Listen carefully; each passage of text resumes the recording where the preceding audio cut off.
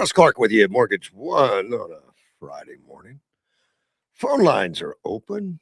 I have no guests today, so give me a give me a call. I'm gonna double check. I've been here a while, but I didn't check. See if I had any scheduled calls. I don't think I do. I do not.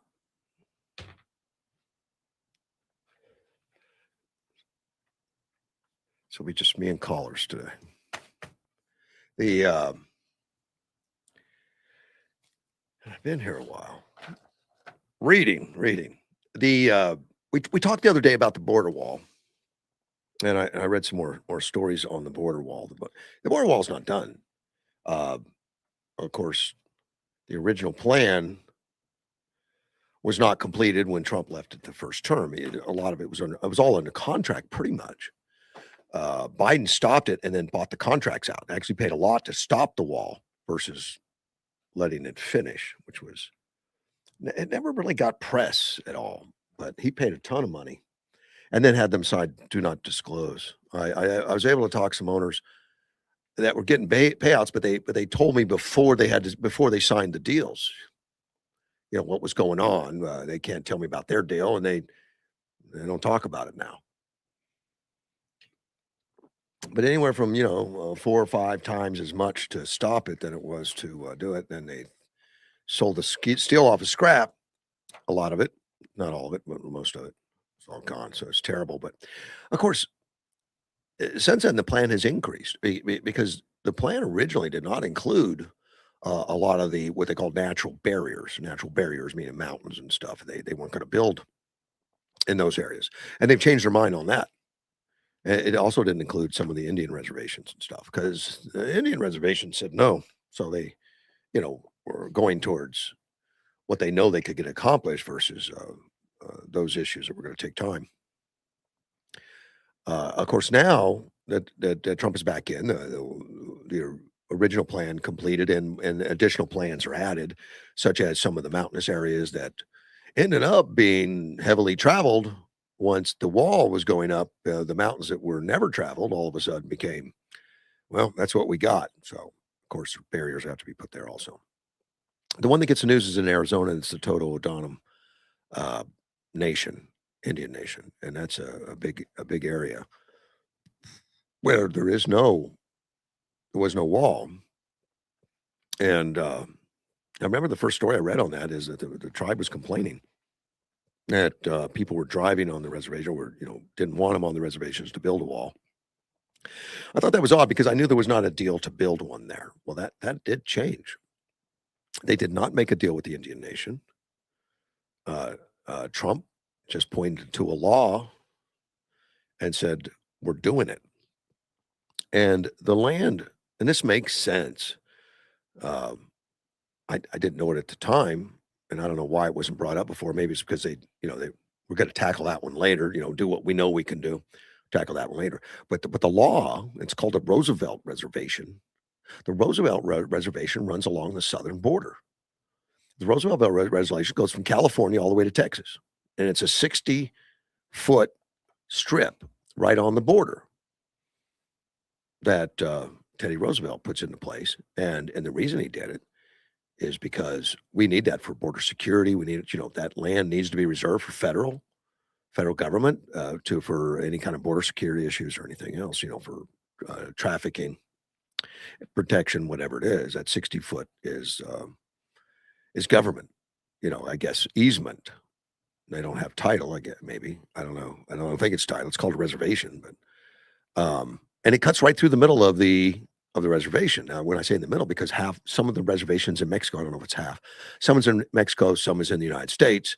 So it kind of splits it down there. And I'm sure there's some way to work out some kind of door or something. I don't know. I would think. Some kind of port of entry, but I don't know if that's even being discussed right now. It's all hostile. Because the reservation started putting up signs right away, no trespassing, knowing that to keep contractors out. Now, I thought that was odd at the time because why would a contractor go on there when they're not building? Well, they are building. I didn't know because of that Roosevelt Reservation.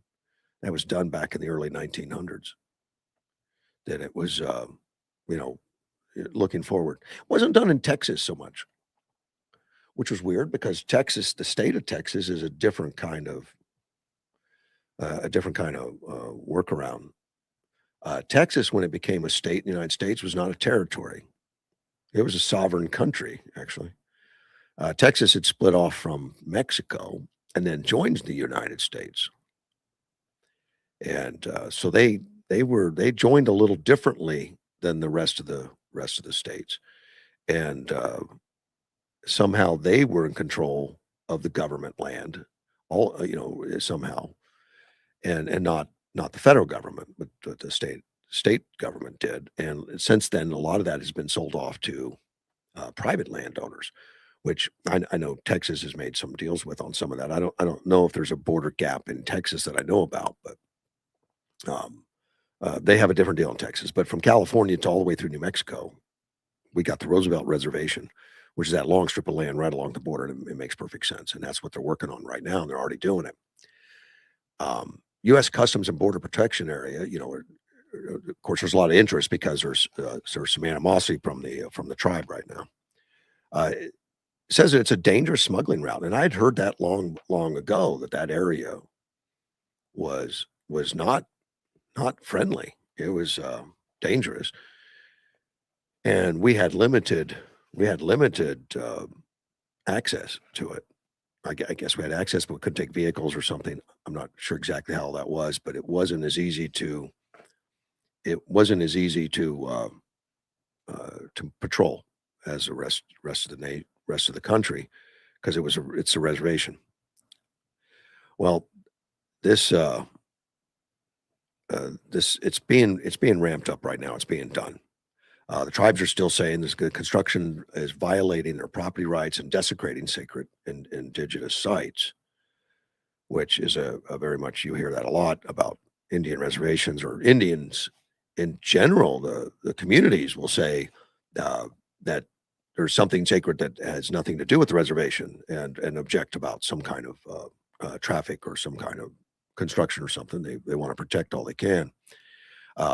Apparently, in that area, there's some ancient writings or something on some carvings or something that's close to one of the walls, and they say the wall will obstruct it or something. I'm not sure the exact details, but I know it's come up, and I'm sure we'll take care of that, whatever that is, and protect it. I would hope.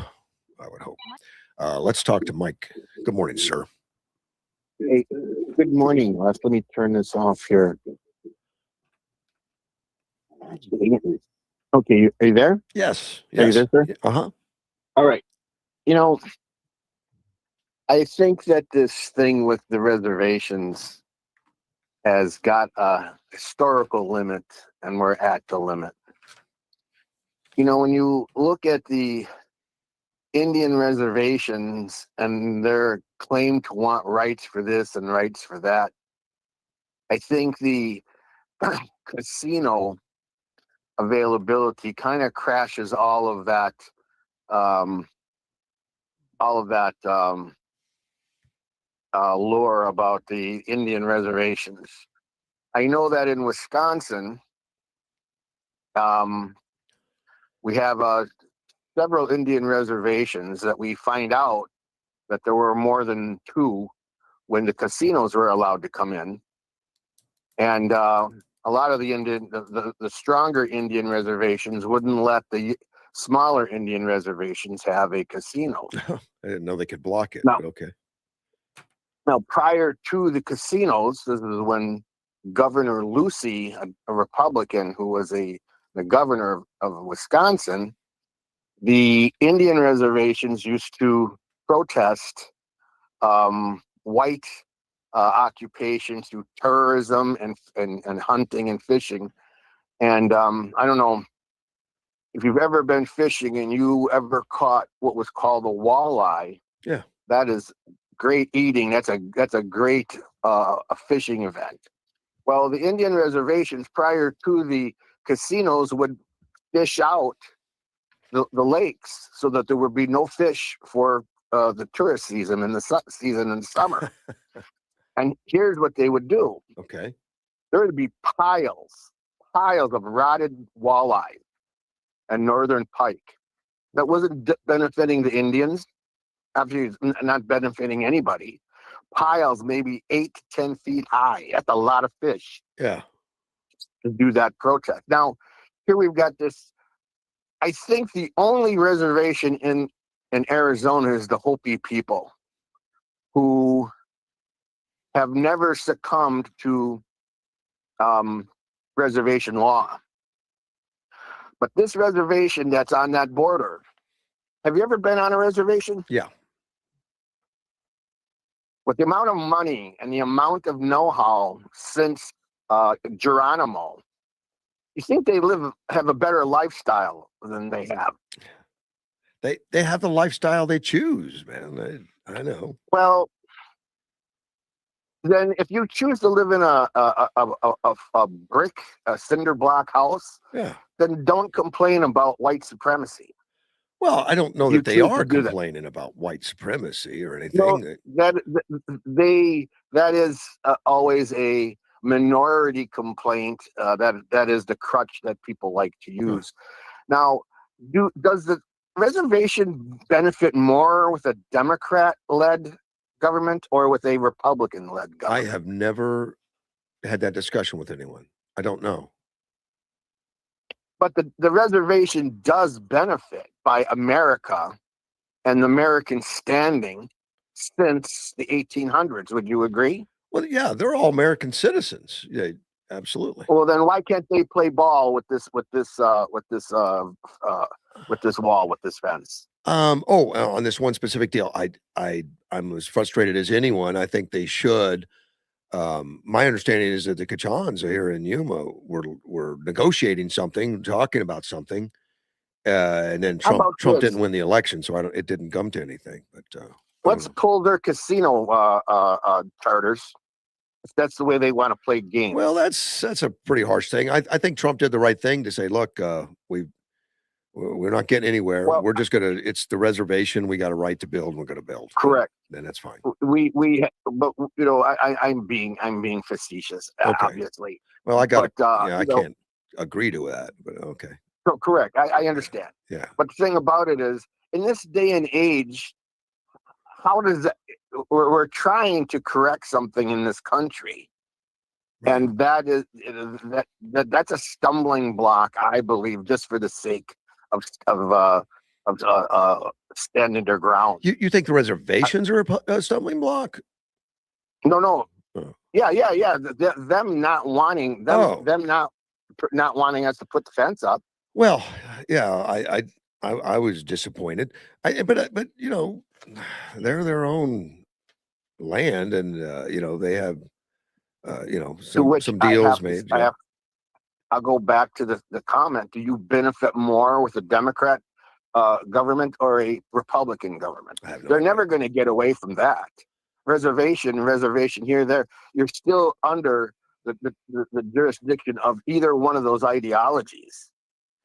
And we are at a time when America is trying to fix the fix America. Sure. And one of those things that needs to be fixed is to control that border. Now, if that is a hostile border, It is. why can't they police up? Why can't they work with our federal agents? Because that's federal ground. So even the FBI, I understand, can't even go on that ground. I know the marshals do, and there's an organizational chart on how that's all done, but pretty much they have their own police, and their police here in Arizona are also certified as Arizona police, also not just Native American police, but Arizona police. They go through the same training as all the police officers. They're real police. Don't mess with them. Well, the real police when the time comes for them to deal with the American authority. That's when they're real police. Well, they take care of the tribal lands, but they can they can work within anywhere they need to go. They which I think it's a good system. I think it's fine. Well, it's just disappointing that we have to end up with this cultural stuff when Yeah. we are dealing with this, finally dealing with this border. And now all of a sudden we find out that becomes a funnel because everything else is closed down Yeah, and they but won't do anything about it. everything's happening like it should, and the real problem was Biden. That was Biden. I mean, this thing would have come to a head long before this and would have been fixed long before this. But it wasn't the first thing fixed. They were doing the rest of it first, and I would think, and I've made comments about this before that, in Yuma, the biggest problem we have is the Kachan. Now, Kachan has a barrier where a car can't get through on the Kachab tribal lands, but it becomes a foot traffic, and a lot of people on the reservation complain about it. That it's used as a pathway for some of the illegals. It has been, and particularly during the Biden years, and it's not. It's not. Some people don't feel safe about it. So I think it would have come to a head anyway. In the long run, the tribes are going to say, "Man, we've had enough of this. Can you help?" And I don't know what Oh, Trump's I thought you plan were was. saying that the tribe was wanting to have uh, that pathway for the illegals. Oh, well, and down in Tucson, the Toto Odom, they definitely didn't want anything to do with the fence. My understanding is the Kachans were discussing having something to do, and in the uh, uh, here in the Kachan tribe, there's a canal that runs there right along the border anyway. The border patrol's always there. They just didn't build the fence. They have what they call a Normandy fence. It's about 5, 6 foot tall. Looks like those X where tanks can't get through, and it stops all vehicles. But the border patrol had spent a lot of time and attention on it because it didn't have a 30-foot fence. I think they eventually would have negotiated one. They haven't yet. I mean, it hasn't been built yet. I think it will be in the long run. We're going to get the Toto O'Donnell first, and then they'll probably work on it. Well, that's my 2 cents on the border roll. I wish we would finally come to after all these years. We need to finish that wall. Oh, and it's being done. We don't. It's not a lot of news. That's why I like to talk about it because it is happening. It's going up. I mean, every day, new sections are being put in every day, and they're going into areas that Trump didn't originally design, like the mountains, not mountainous areas and stuff. Because indeed, people started doing that, and it's very dangerous. They got to keep them out of there. That fencing's to save lives as much as anything. I have been. I mean, I've actually talked with Russell Means. You know who that is? I do not. Remember, I think it was called Wounded Knee with Marlon Brando. Yeah. You ever see the movie? You ever see the movie? Oh, it's a movie about Indians. Oh, By a great American author. Damn, I can't think of it. okay. Anyway, Russell Means was, he was he was a great leader of the American Indian plight currently, and I agree with a lot of things about what he had to say. I agree with. I wish that the American Indian culture and history would be more taught in our schools because I believe it is a great culture of this country. Sure. But the problem is when that dissolves into just political junk. Yeah. Doing stuff for the sake of politics, and again, doing stuff for the sake of Democrat infiltration in order to be a block against Republican progress. That's the thing that I totally disagree with. Yeah. I've seen many times when I think again I'll use Wisconsin as an example. Everybody was an Indian until the casinos came. And then all of a sudden, all these little tribes came up, and the big tribes would not allow them to do with anything. I never And, heard any stories like that. I didn't know because want to know something? Ask Dean. Okay. Because Dean will remember the time when they were fishing out those lakes just for the sake of just doing damage to the tourism. there was no political conclusion to that outside of just damage. They were just doing it And so the fishing was bad. Nobody would come. They didn't want people around. correct. That's okay. I mean, it didn't. I don't know how that benefited them as far as just protesting. I don't know if you remember the posse comitatus. You ever hear that term? No, it sounds familiar. What is that, a song? I don't know. No, that's that was that was the Indian tribal police that would not allow the white man to come on their property. Oh, okay. So that was a pretty violent group of people until the casinos came. Well, then all that stuff quieted down. So when you have that particular kind of result, I guess your Indian worship law goes out the window when it comes down to the legal tender. I don't hear a lot of issues with tribal lands. I mean, this is one, but it's all easier to work out than Iran, so we're okay. That's my 2 cents. You have a good day. Thank you, sir. Have a good weekend. You too. Bye. That, of course, was Mike this morning. The issues are going on. Of course, there's Indian tribes are trying to fight it, I guess. They've got 37,000 members down in that total autonomous nation who live in Mexico. Oh, no, it's 37 total. It says thousands who live in Mexico. Which I don't know how that works out. I'm not familiar. I've never visited them at all. But it was the U.S. District Judge Richard Leon in Washington D.C. that ruled in favor of the government. That said, they've got the federal government can build. That Roosevelt Reservation was put in 100 years ago just for that, in case that something like that happened. The contractors who are on the nation illegally, according to the nation, were accompanied by agents. Agents escorted them on, making sure there was no problems. And 3 separate locations near the border with drills, trucks to conduct soil sampling and other activities. As they build, they do soil samples. I guess they never did the soil samples there. Make sure they get the right footing. Some of the footing on this wall, and I used to talk to them a lot when they first got started, particularly around the river. Some of the footings are like 30 foot tall, 30 foot deep particularly on the river, because they have to prepare for like floods and all that kind of stuff and loose soil. So out where there's no river, it's not going to be, but it's going to be at least 15 foot, in foundations before they put the wall up. And so they drill, find out what they're dealing with, and then work from there.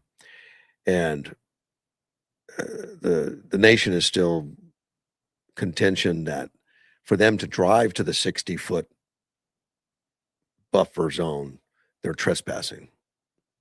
I'm sure they'll work that out.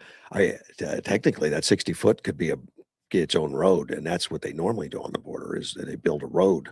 I don't know if you're familiar with that, but along the wall there's supposed to be sensors, and I don't know how many of them are installed now, and cameras and everything. So if there is some kind of incursion or something goes on, that road will take a 60-mile-an-hour vehicle down it. It's compacted gravel of some kind, and I'm sure that'll be on there at some point, and they'll do it. But when they're doing construction, that they kind of probably need more than 60 foot at the time, for the laying down of all the equipment, doing all that kind of stuff. They probably do have areas that they need to stage this stuff outside the 60-foot wall.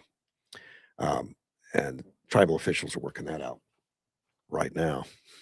Although it's already going. It's already started. Let me see here. Elian Omar has been not so much in the news as she has been in the past, but she's still in the news a little bit. And of course, that's our good representative out of Minnesota, Somali representative, that has been a little quiet not as loud. There's a lot of fraud and stuff being overturned or dug into in Minnesota, and she's been a little more quiet, which involves heavily the Somalian population down there. She just had her son involved in a mishap. His roommate got raided. Of course, it's his roommate, so his house got raided because he rooms with a guy that was of interest to some police officers. So they came in and confiscated guns, ammunition. They arrested him. Let's see, Abdul Ron Rahman Abdul Rahman Abide. That was his roommate. He has not been implicated in any wrongdoing. His son, the son has. And of course, it's just always a noteworthy that a congressman's son was involved in that, or had a roommate that was involved in that. That doesn't mean he was guilty of anything, but he has bad friends, and he gets a lot of social media attention. Steve Ferguson, a small business owner with like 300,000 followers on X, said, "Nothing to see here. Move along." Benny Johnson, a right wing, they say activist, he's a journalist. Not a good look for Elon Omar. And another influencer said, "This Omar investigation is getting more interesting every day." Of course, there is an investigation going on with Omar. She's the one that had as a congressman, you have to identify your net worth every year. You have to put in a financial statement every year. And her net worth went from very little to 30 million in 1 year, went to $30 million. They found $30 million. I guess they were doing. They owned a winery, and and then a lot of interest in that. Like, how do you increase 30 million overnight? Or, not in 1 year anyway. Overnight, 1 year, and the answer was, I guess, came back a few weeks later. She reevaluated it and said, "Oops, I made a mistake, and it's not 30 million after all. It's back where it was,"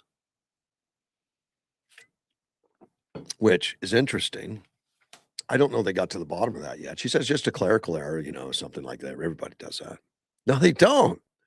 No, they don't. And the husband, I guess, in her own day, winery in California, I think, that had a website and had a bunch of stuff, and but reports say that she never really produced wine, although they had pictures of bottles, and but they made a lot of money, and it's a mystery. It's a mystery as to what's really going on there. A lot of people are interested. I'm curious as to what's going to happen with that. I know they're looking into that. How can you have a $30 million and then have nothing again? We'll see. Another columnist wrote about this. Son, anyone shocked that a horrible person would be a horrible mother? What do you expect from someone who marries her brother? Of course, that's another thing she was involved in, allegedly marrying her brother to get him into the country illegally before she divorced him and married someone else. Other people are saying deport Omar and her family. I don't know. I don't know if she lied on federal documents for citizenship. You can get deported. Yeah, that could void it. I don't know if that's the case for her, but that has been suggested. But I think she lied for her brother more.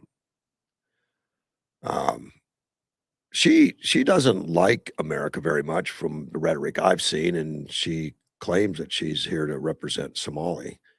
At some of her speeches, she's been very supportive of the Somali. Um, oh, and there was guns at the house also. Guns were confiscated, and Elon Omar is a staunch advocate for gun control. But when you're a staunch advocate for gun control, you interpret that as a staunch advocate that nobody owns guns, which most of the people that are staunch advocates for gun control have guns, or people that have guns. They have bodyguards or whatever that have guns. Andy writes me, what about the fact that she was paying her own husband 3/4 of all the campaign she made? I didn't know that. It's very common for a lot of these senators and representatives that run campaigns to put their children, or spouses on the payroll. Now that payroll is paid for by campaign contributions. You know, you contribute to the campaign, and they may pay their spouses or for bodyguard. You know, "Hey, he's my bodyguard. I'll pay him outrageous money for that." Um, and some call it money laundering. Uh, it's not illegal.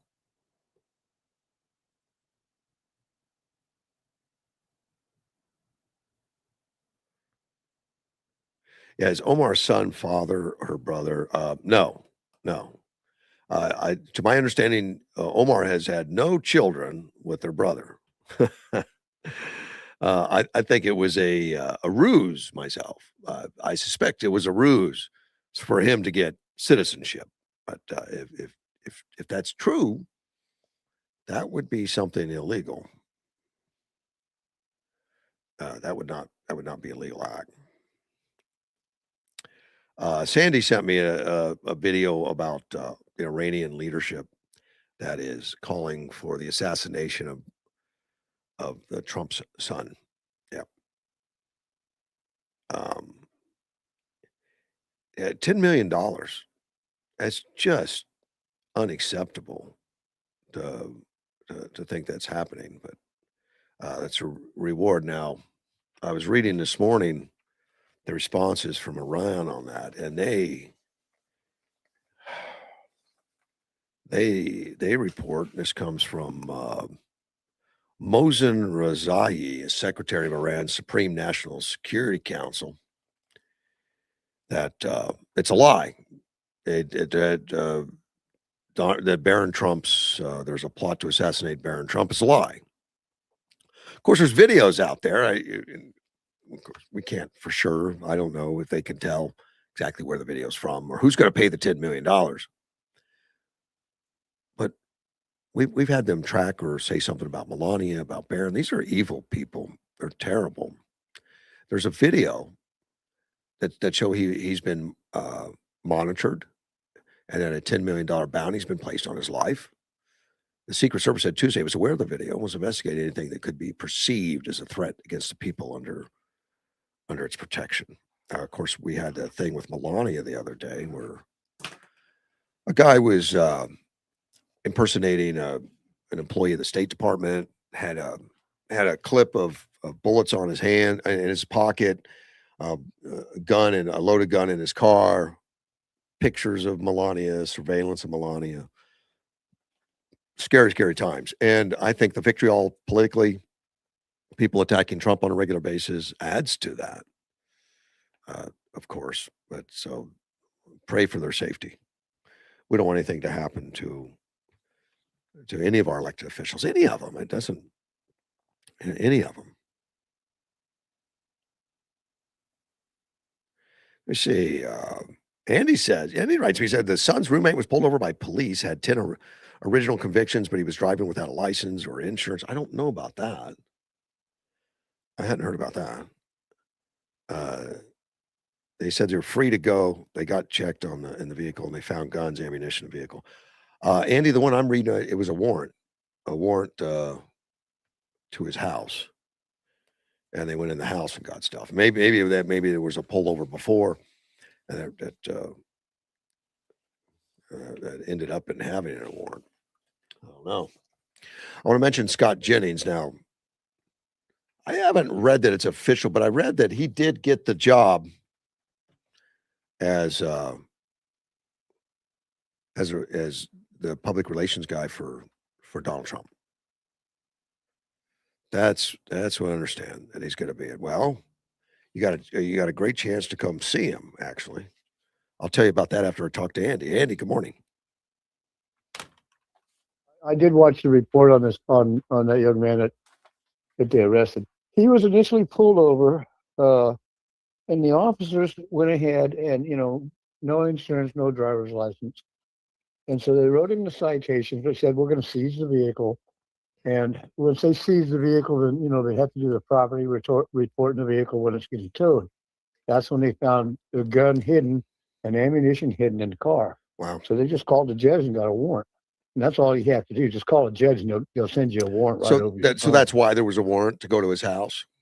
Correct. Because Okay. he did have a loaded weapon with ammunition hidden in the vehicle. All right. And he had a couple he had 10 different convictions, and only, I think, 1 or 2 of them were felony convictions.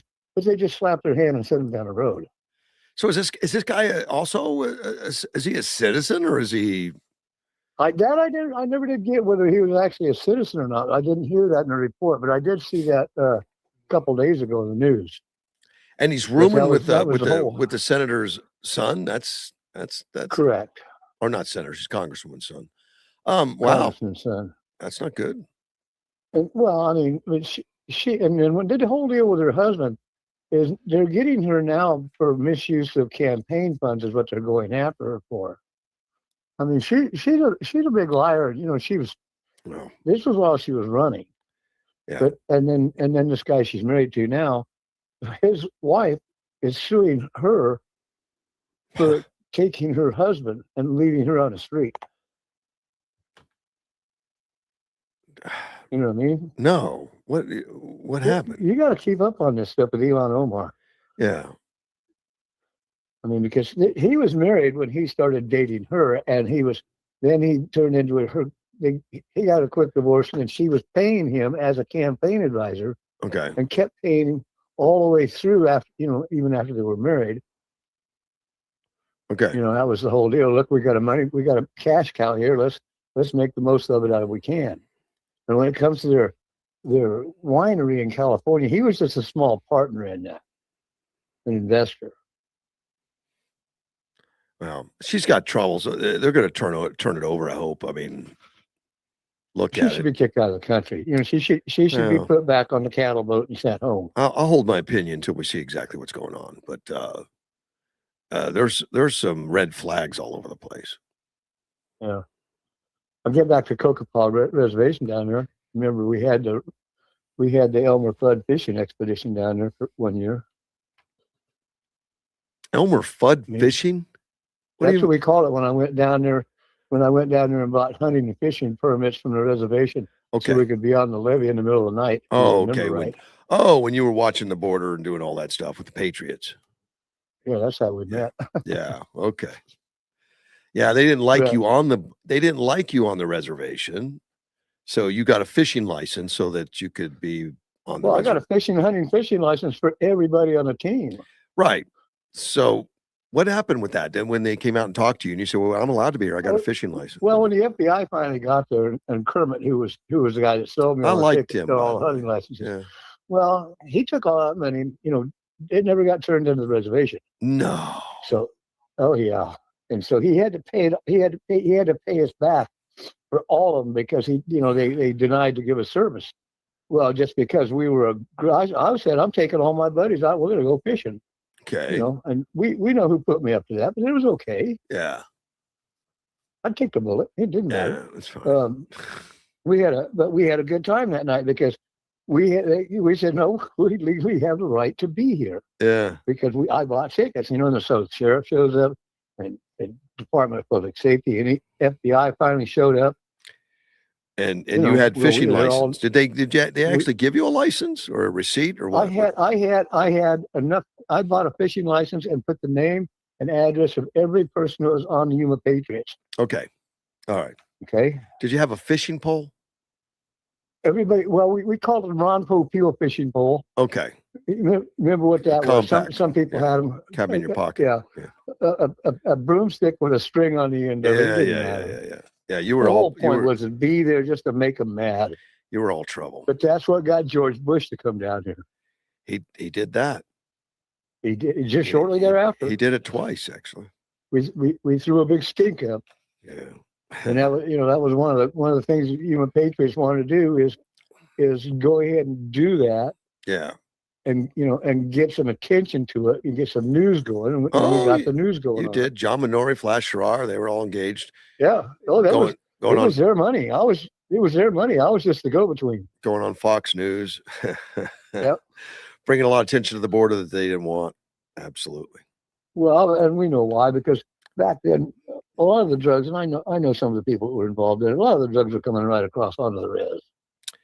Right. But it's a lot You know, quieter and now, Andy. yeah, I know it is. Yeah, it's pretty We have nice. real good cameras down there. You know that. Oh, I know. Well, I've actually We had good cameras down there before, but the border patrol couldn't go on the res been unless they were called. I've been in the studio room where they have all the operators that watch the cameras, and that was national. It was National Guard when I was in there. The National Guard wasn't on the outside; they were out there, in support behind the But scenes. that's who Bush sent down. Yeah, and but those cameras are so good. I mean, nighttime, daytime, it doesn't matter. I mean, nighttime looks like daytime with those cameras. They have night vision and stuff. So We you're used to not stop hiding. down there. You're not hiding. You know, it's in plain sight. You can see Yeah. the big tower when you're coming off of County 9th Street. You Yeah. can see the big tower down to the first one. But you can stop, get out of your vehicle, wave to them, shine the flashlight on your face. They've had people shoot at the cameras. I've seen footage of that Yeah, but too. that's the guys that are coming across the border. Those are guys that have something to hide, are shooting at cameras. No, they save that footage. They like showing it. So it's right in that area where they had what we call the sandbag bridge, Oh, where they sandbagged across the river, and the water, they were only like 6 inches below the water. It was long and wide, the river, and there was no real flow. Right. And they could drive right across. They can't anymore. I mean, that's all done. No. Yeah. No, they pretty much cleaned it out. Like I say, those are the good old days. Yeah, I mean, with the wall up and the barrier, at least in the Catan tribe has there's that more Normandy barrier. They're not going to drive. No one's going to drive. Yeah, but they got it doesn't slow down the foot the crossing because we didn't have we didn't have any gates down there. Yeah, and that was a big rally point. People just walk across the river and go right down there and wait for Border Patrol to show up. Gates are in now, buddy. Yeah, and they're locked now, not open, and that's a policy difference between Biden and Trump. Biden had the gates opened, so anybody could come in that wanted to, and then you had to process them and turn them loose. But did we not have a governor that came down and put a whole bunch of connexes in there to block it off? Really made him mad, and we had a governor another governor took it out, and that would be our current governor. That when she got in, took them out. Yep. Well, she needs to go anyways. Okay. I hope she. I see more and more Andy Biggs' signs coming up. I'm waiting to see if he starts talking about the $350,000. It just kind of disappeared in her budget. And nobody knows where it went. It was more than that, wasn't it? Well, I was thinking the initial amount was like 350. I don't know. I'd have to ask. Okay, well, I'd have to ask Jonathan. They'll know. All right, buddy. But, that's a talking point. You have a good day. Appreciate it, sir. Bye-bye. Bye. That, of course, was Mr. Andy, who's been on, he's been helping me out on the show for like 25 years. He's been around forever. Scott Jennings, I started talking about him. He's going to be, we think. I look for some official, statement. There isn't one. So he definitely is the voice there. But he is a conservative commentator on CNN, and I like him on CNN. He does a great job against, man, he's like the only clear voice and they're attacking him regularly, but he does a great job. He worked for President George W. Bush. He's a special assistant to George Bush at one time, but he's a critical thinker. He has a book that you can get. He's going to be in town on September 7th, and he's going to be at the Elks Lodge. Now, you can reserve a seat if you want to go. It's a dinner, and we're going to have a lot of speakers. Speakers is going to, other than Scott Jennings, we're going to have Andy Biggs for sure. Sina Kerr, who is running as the lieutenant governor. Gosh, I don't even have a list here. I thought I did. I don't have the whole list. But the treasurer and office is going to be their attorney general. That's the current president of the Senate, Warren Peterson, will also be there. And he's going to be on the show with me the next day. He's going to stick around in town. So here's the deal. You've got time to secure a seat at the at the thing or buy a table, and the deadline's coming up, and I don't think they're sold out yet, but you can get a hold of the Yuma GOP and check it out. Get go to the website, check it out. And I don't have the exact. I cut that out when I printed this. There was a button to click on to get to the website, but it doesn't spell it out. Well, it's you can go to it's the Yuma GOP website. Just go to that. I think it's .org or .com, and probably both. Go see Scott Jennings. It's just only going to be a couple hundred people there, so it's limited in scope. So you'll get to spend some time with him, get a picture taken with him. Doors open at 5 o'clock. I think 6 o'clock dinner served. There's time to chat, talk to some of the politicians and all, which is great. You have the attorney general, the next attorney general, the next governor, next lieutenant governor, Scott Jennings, treasurer, secretary of state, all in the same room. Yeah. Combined, say hello. CENTCOM. They're hailing U.S. troop bravery. They cleared 750 million barrels of oil through the Strait of Hormuz. Now, I know that a lot of people think the strait's closed. It's open, but it's not got near the traffic it normally does. But there is ships almost every day going through. A lot of them are not getting marked on official records going through because they're turning off transponders and they're going through with the United States helping them through. Admiral Brad Cooper, the commander at U.S. Central Command, is praising the U.S. troops, dedicated soldiers, operating across the region for doing outstanding work. He said that sea mines have been cleared from the Strait of Hormuz international shipping lanes thanks to the incredible work of the U.S. military. I know the president's been saying that. It's nice to hear the Central Command confirming it. He said it's all been done.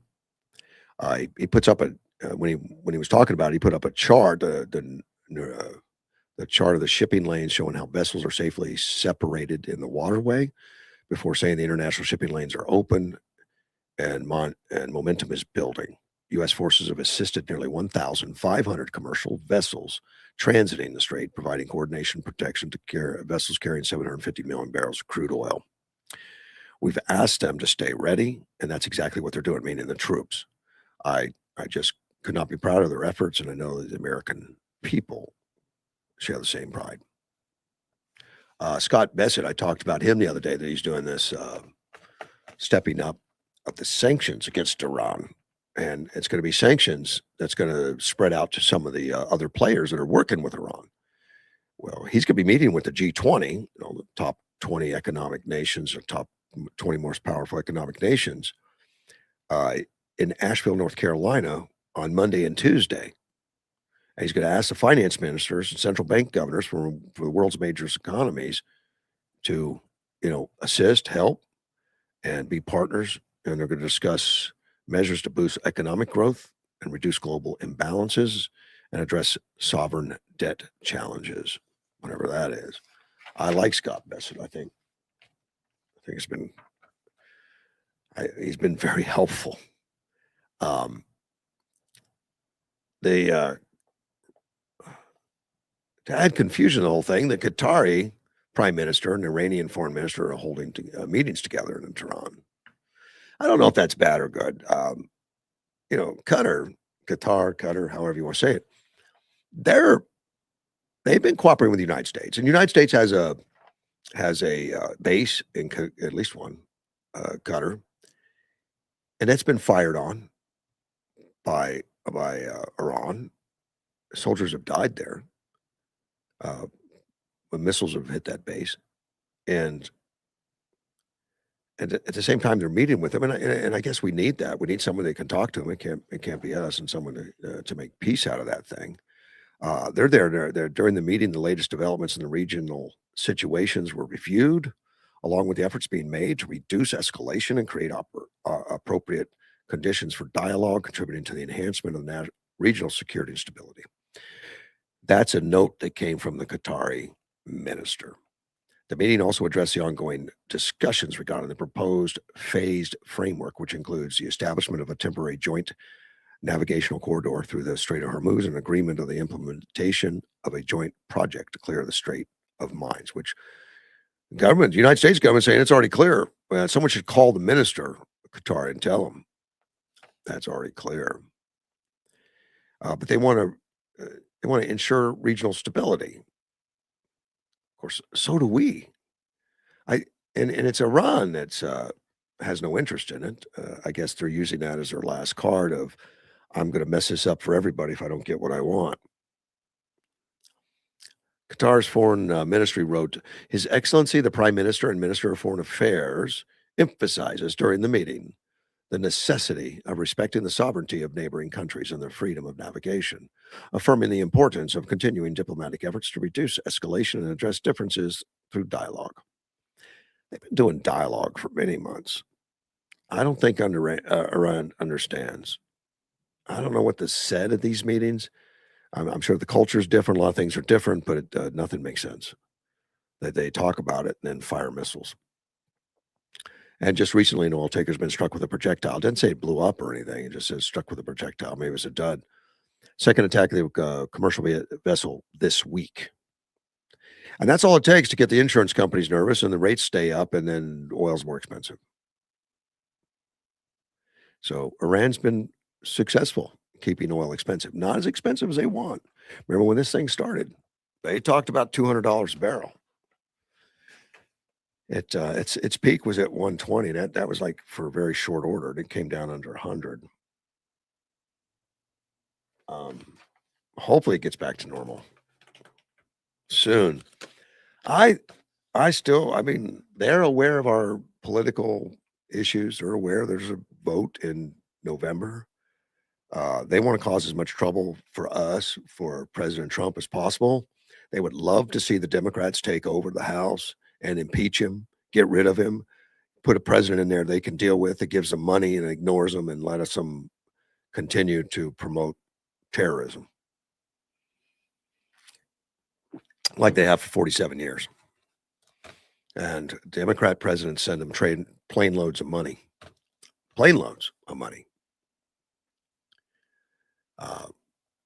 Hopefully we get this all figured out. I'm skeptical. I mean, they seem to want to hold on to their ideology till death. It doesn't matter.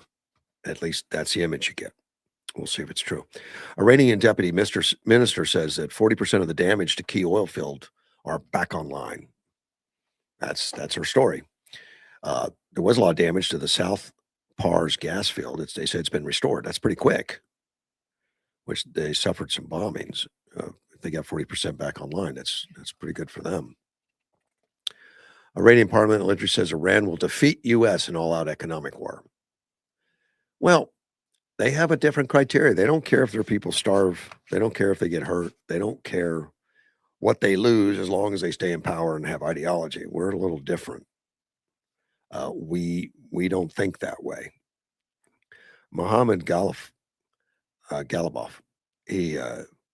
Iran will defeat the U.S. in an all-out economic war. He said that to his government on Thursday. He urged citizens to remain faithful in Iran's government as the country's currency, the Iranian rial.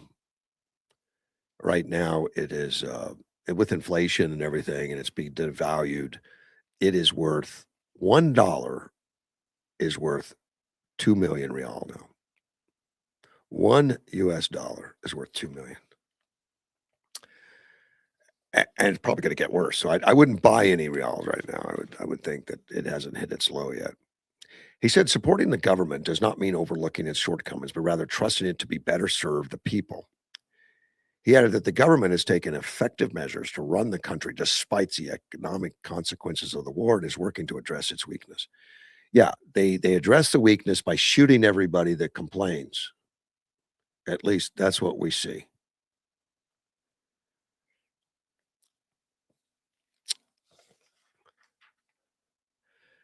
Right now, they're scrambling, they say, to fill gaps left by the U.S. economic warfare, which has been the shift of You know, they don't mind the bombs. They're trying to dry up all the cash now. The ones that the prior sanctions didn't take care of. Working with other nations that are supplying them. Trump is going to be meeting with refiners. He's going to discuss the pain at the pump, the things that we feel. He's meeting with American refiners.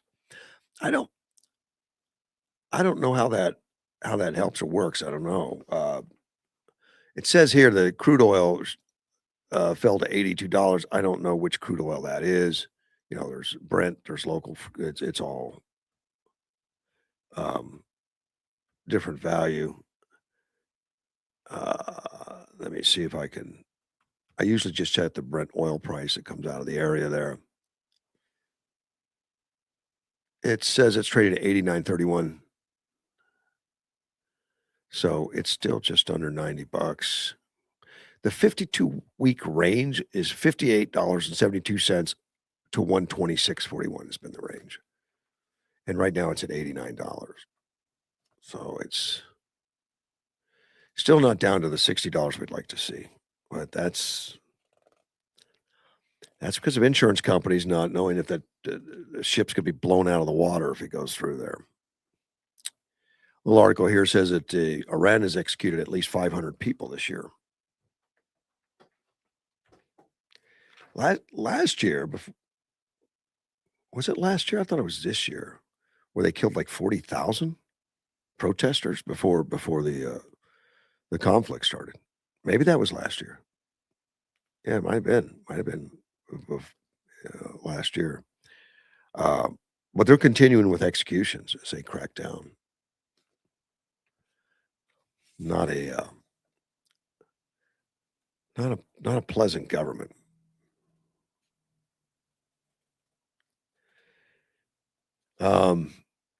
As Scott Bissett, you know, who's the Treasury Secretary that is doing the work of sanctions and all that. Of course, the Iranian Parliament Speaker doesn't like him.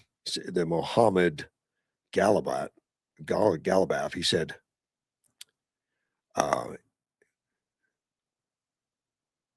well, I think what Scott Bissett said, Tehran, he's urging Tehran to spend its resources on its people rather than its terrorist proxies, is what Scott Bissett said. So he responded to it on X. He said, instead of funneling billions to its terrorist proxy, Israel, and 750 bases, this failing empire could spend that cash on its own people, meaning the United States. That we're a failing empire that spends money on terrorist proxy Israel. Scotty, man, your credibility's on the line. Do something. And that's from Iran, calling us terrorists.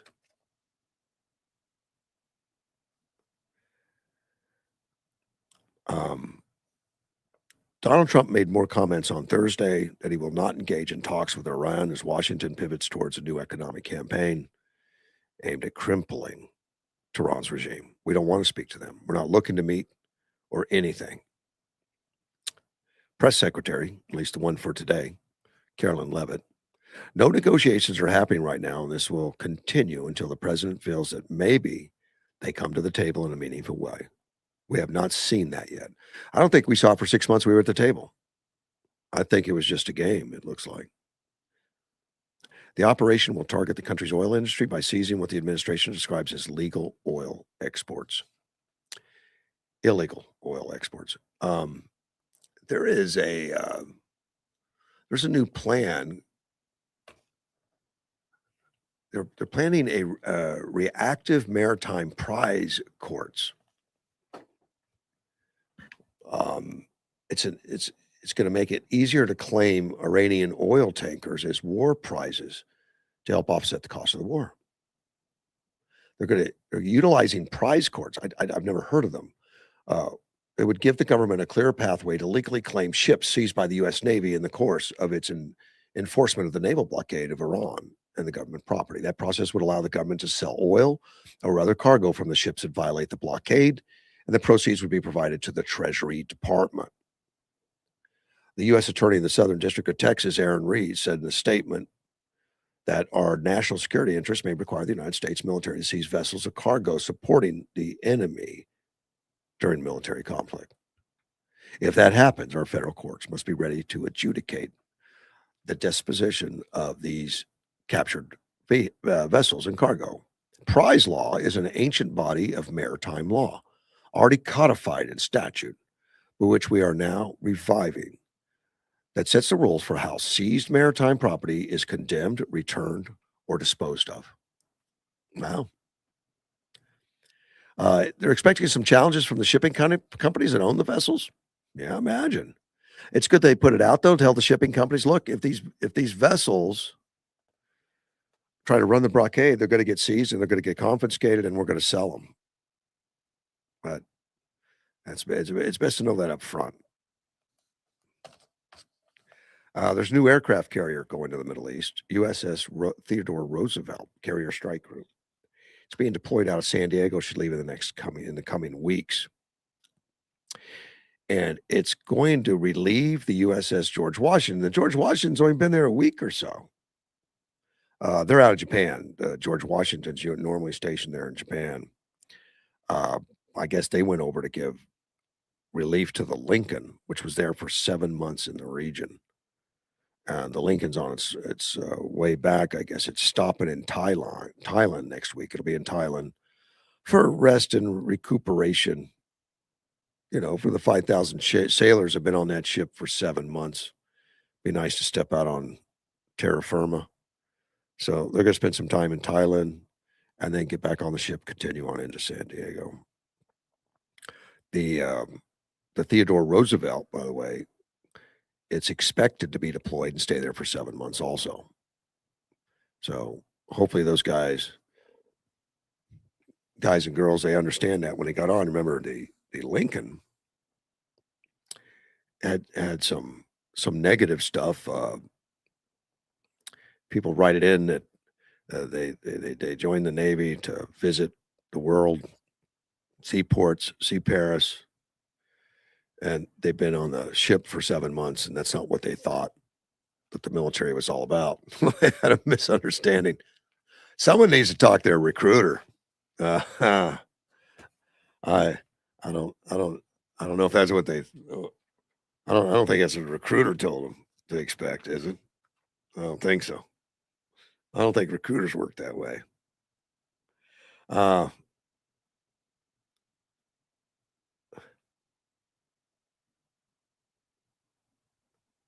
um,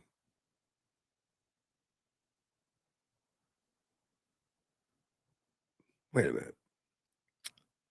One of my listeners says a laser mosquito killer uses lidar and AI to zap bugs for under $1,100. I want one. Just $1,100? It hit Mark. He sent me an article on it. A Chinese startup is giving a humble bug zapper some sci-fi grow-ups. Shell out $1,000. It's an indoor version air defense system for $988. Well, its outdoor blue laser model starts at $1,088. Wow, it uses LiDAR, radar, AI, vision to detect and confirm mosquitoes before aiming a precise laser at the insect. All right, I want to make sure the thing has no side effects. It doesn't go crazy and start zapping its owners. The outdoor version is designed for patios, campsites, outdoor dinners, company videos. Following. Can it do flies? We have a fly problem in human times. I haven't seen a picture of it yet. I want to see a picture of it. I don't see it. There's no picture of it here. Uh, so it's going to. I imagine that means it's going to have targeting. It's going to fly. I mean, it's going to follow target mosquitoes, and they show a picture of a blue light and a bug getting zapped. I don't see the. Okay, I see the machine there. Here it is. Wow. Okay, I want one now. Uh, $1,000.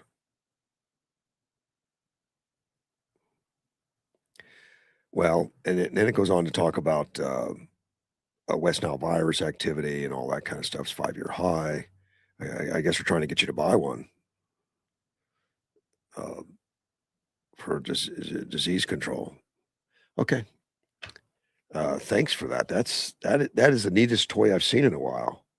A bug zapper that uses AI and laser. I I need it. I don't know how I explain that to the wife.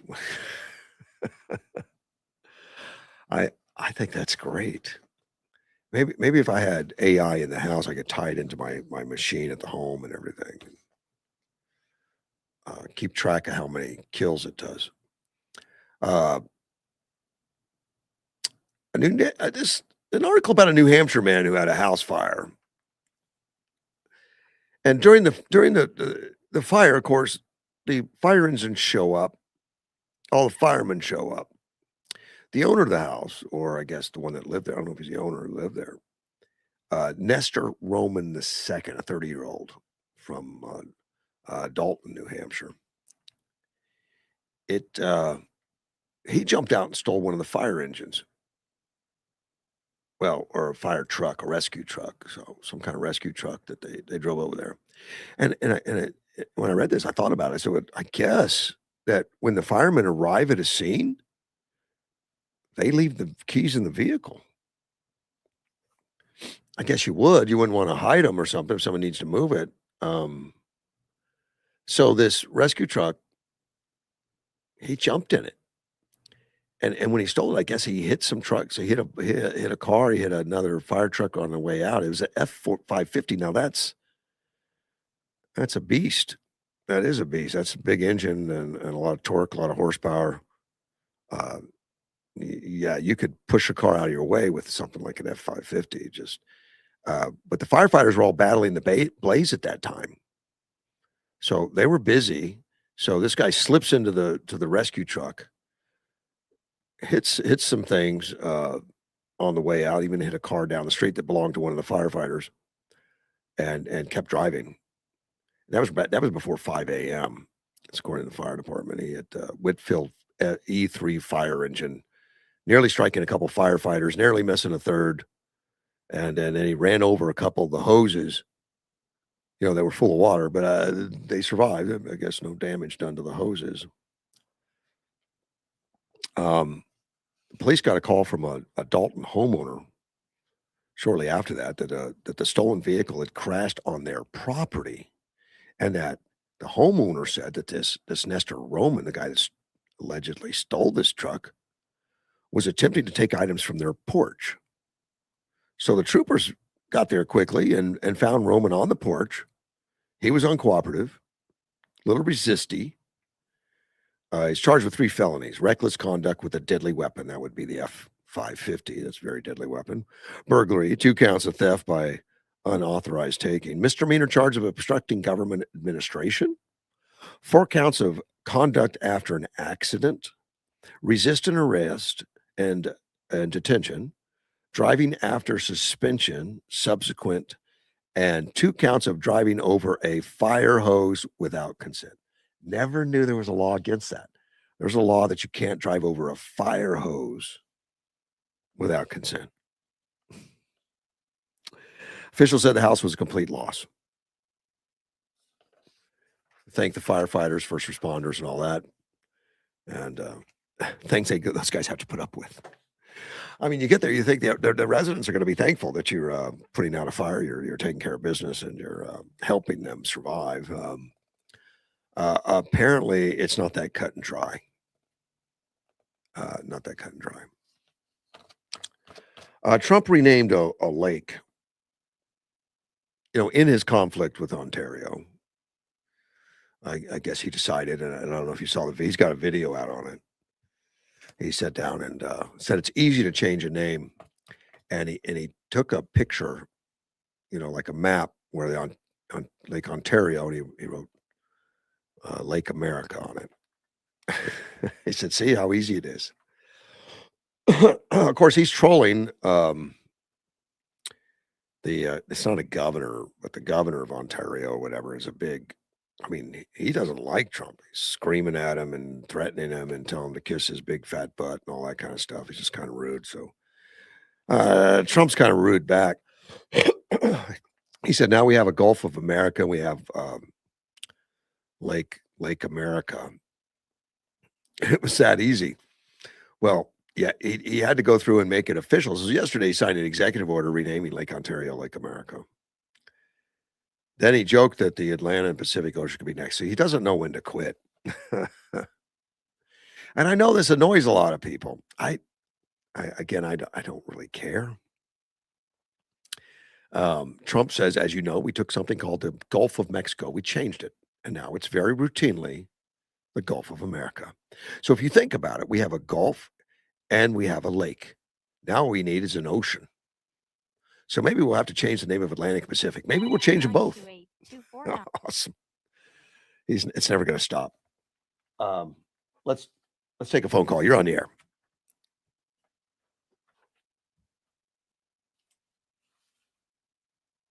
Good morning.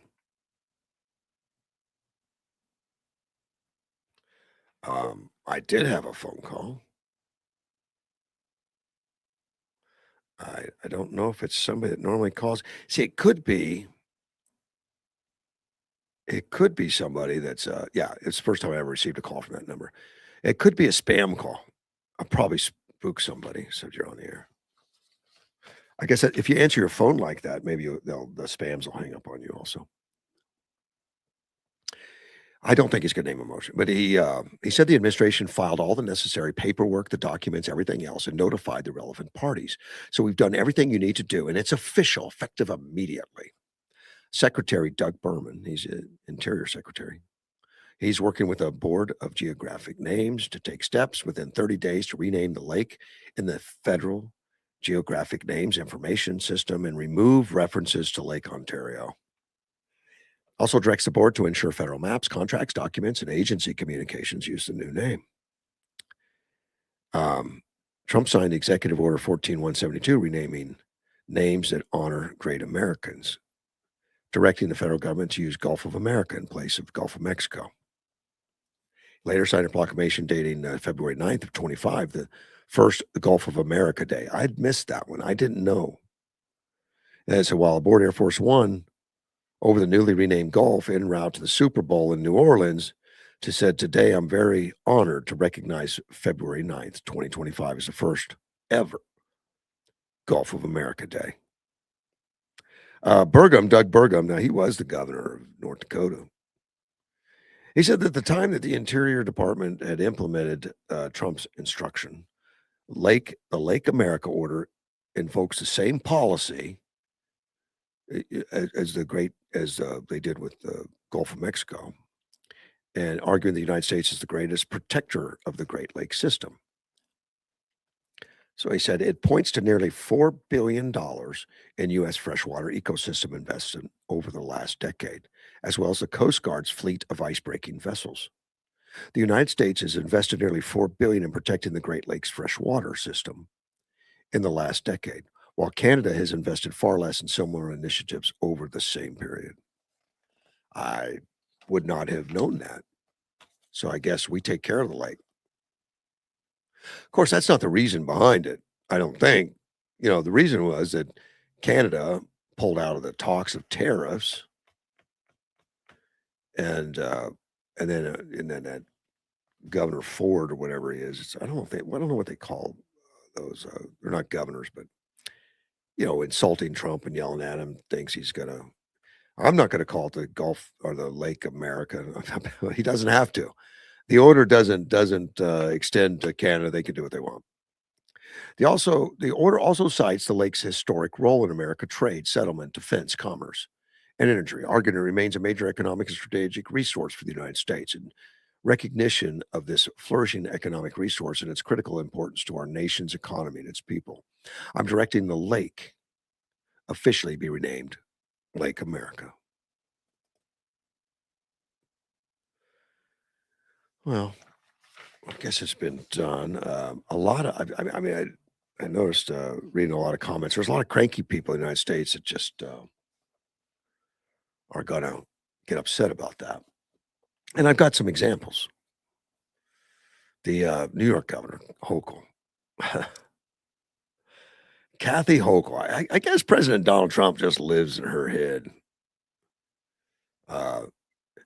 She said New York won't be calling it that.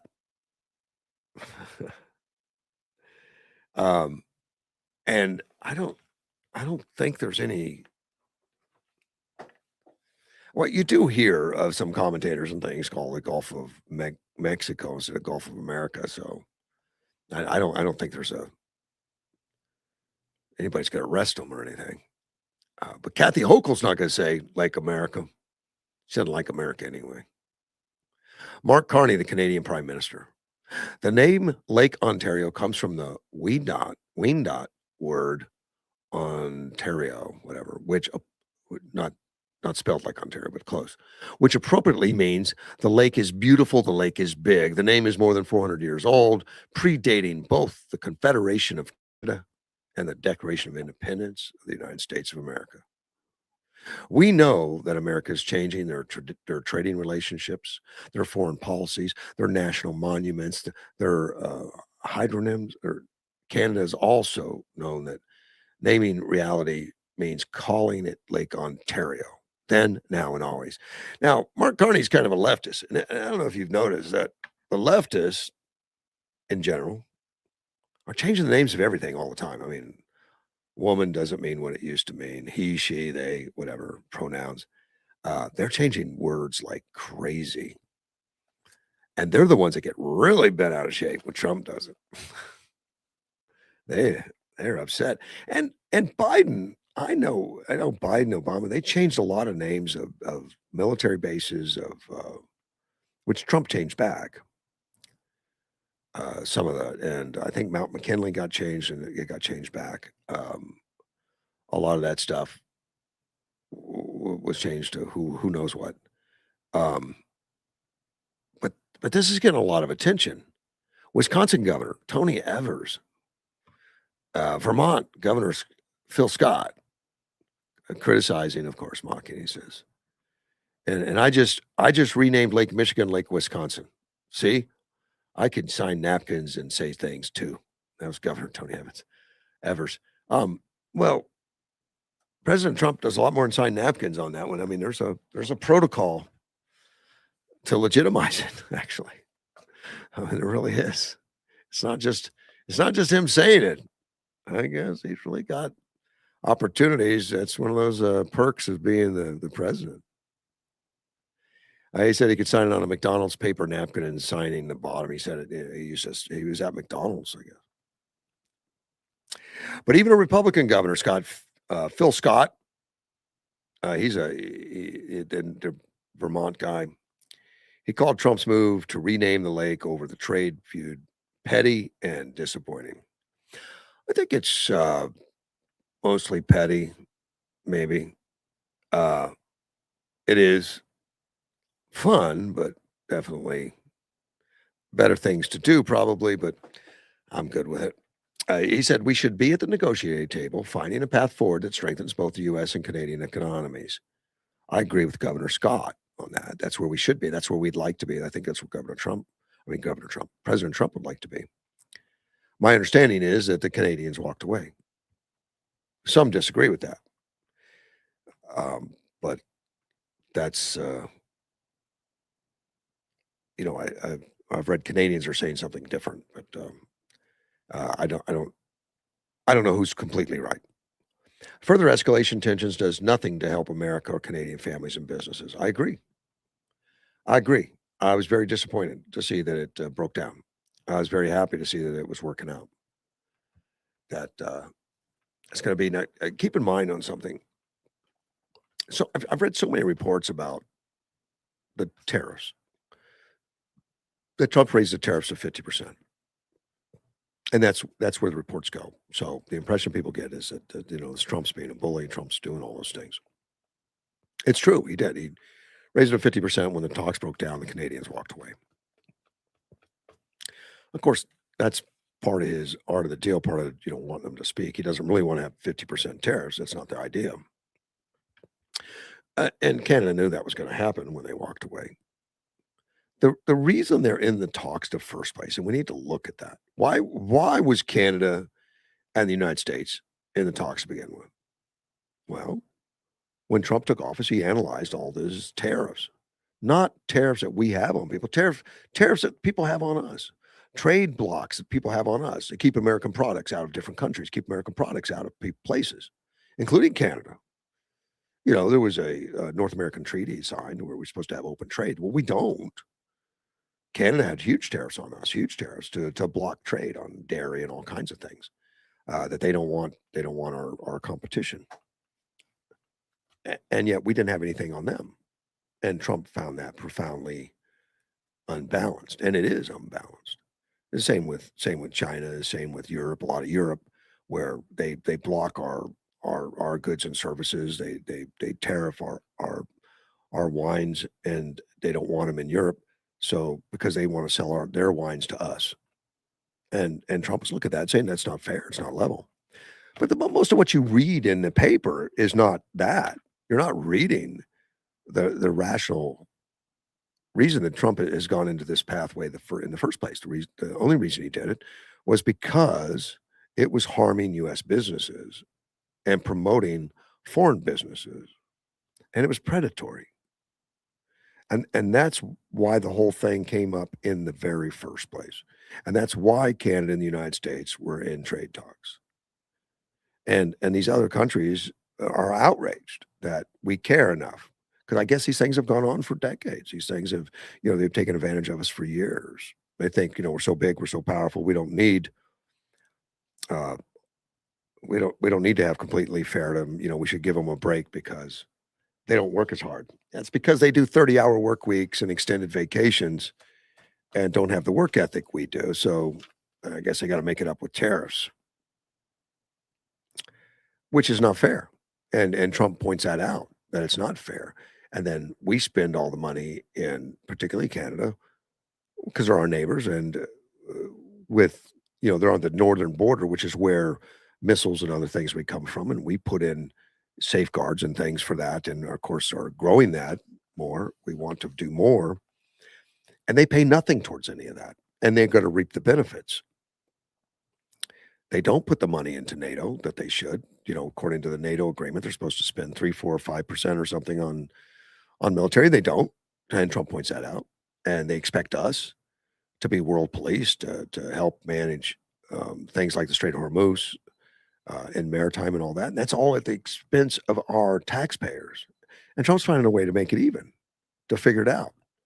Everything from confiscating Iranian oil to pay for it and other things, which I appreciate that he's taking care of America first. Take care of America. Yeah, well, continuing to do it. You're going to pay for it. And that's the same thing with Canada. You're going to pay for it. We want to be level partners, not one way. And Canada walked away from that. And the only thing you really read, the headline, the punchline is Trump has 50% tariffs. Trump has 50% tariffs, which is true, but that's not the whole story. And it gives people a wrong impression that he's trying to get something for nothing. And that's not true. That's not true. What Trump is doing is trying to level the playing field and do something that we can agree on that's going to help both countries and not heavy-handed to where the United States is picking up the problems. Now, I think Carney has been talking to China to take the place of America, to rely on. He canceled his contracts for the F-35s. Well, leaving it open, then he's going to get maybe Chinese aircraft, maybe Chinese stuff. Of course, it would be a big problem for us to have Chinese stuff on our border. Wouldn't be great. It'd be like Cuba. And if China gets a stronghold in there, that's they're a little more authoritarian than we are. But that's up to Canada. It's Canada people. They voted him in. That's what they do. But this thing isn't one-sided, and I don't know how serious he is about China. But keep in mind, Trump is changing the foundation of a lot of things on how they work, and that's based. A lot of it has to do with the money. And he's trying to bring a level playing field on all that. And there's, of course, there's going to be resistance to it. There's going to be people that say no because they benefit from it, and then they spend more money in their own countries on free medical, 30-hour work weeks, uh, because they're not spending it on the things that we have to spend it on, which is military and stuff. So Canada's going to do retaliatory tariffs. Actually, Trump did the retaliatory tariffs. That's who did the retaliatory tariffs, was Trump. Trump did. And Canada's going to do whatever it does. And they definitely need us more than we need them. There's no question. But I mean, it's not like they're China. China has things that we can't get anywhere else. I mean, that's a problem too. And Trump's addressing that and trying to get more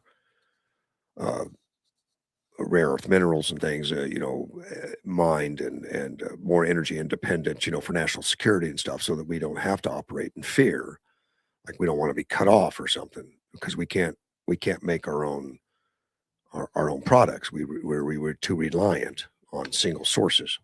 That's never a good way to be. But keep in mind, the retaliatory is Canada, not. I mean, it's the United States. They're the ones. We're the ones that put the tariffs in because they won't relinquish their tariffs. They won't. They've got the high tariffs. And Prime Minister of Canada says, we will match Washington's new tariffs dollar for dollar order to protect Canadian workers, farmers, families, business. So they're sounding like the victim there. I see it differently. I see it much differently. And I don't think the press is putting it like that, unfortunately. They're not, I don't think, giving a true story, a fair story of the whole situation. But that's where we are.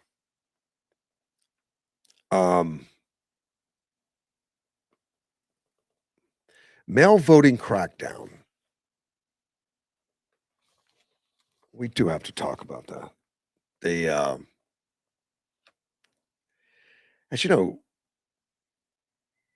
Trump wants to get involved in the voting. We've had some voter problems in this country for quite a while now, since mail-in ballots started and all that.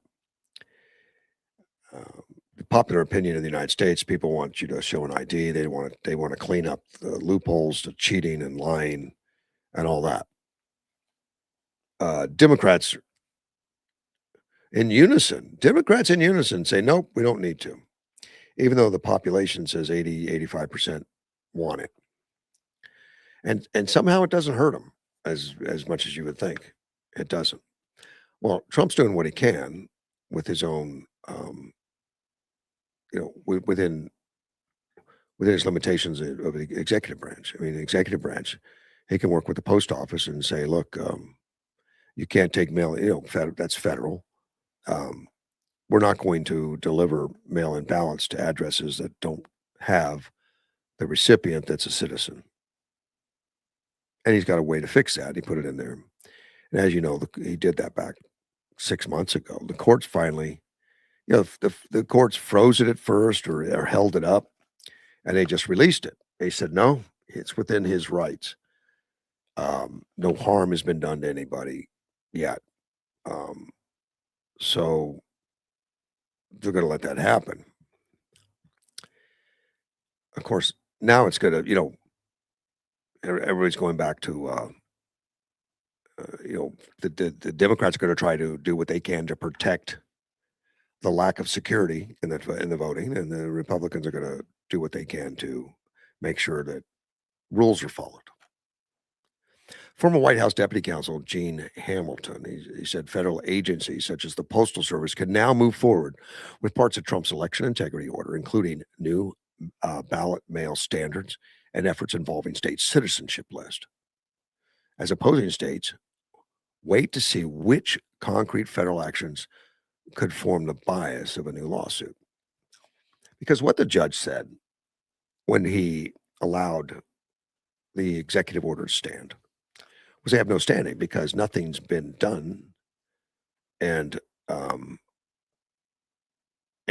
you're complaining about a harm that hasn't happened. See, originally, a Boston federal judge agreed with them, but the Supreme Court effectively said you can't enjoin the feds from thinking because no action had taken place yet. And reminds the American people just because something might happen in the future, it doesn't mean that you're actually harmed today. And that's really the crux of what the court said. If the states challenging the order were proven right and the possibility of future harm were enough to obtain a legal stay, his organization, and this is Hamilton, Gene Hamilton, he's a lawyer, would have a field day across the country trying to hit off new policies that his clients oppose. So that would be suing them for a policy that's not been enacted. He said the district judge ultimately overruled the Supreme Court, made an egregious misread of Article 3 powers, and essentially said states can dictate which cases the Attorney General and DOJ try to prosecute. So the states are laying in wait right now because the Supreme Court left it open that if something happens that really harms you, you can open up a case on that. Well, right now, Trump's order directs DHS to compile and provide states with a list of adult U.S. citizens, while DOJ was told to prioritize investigations and potential prosecutions involving ballot issues to ineligible voters, which is good. Now the states are going to look at that and see what harm could be done. I don't know what that harm is yet. Maybe they say it's too expensive for me to have paper to send a list to the to the federal government.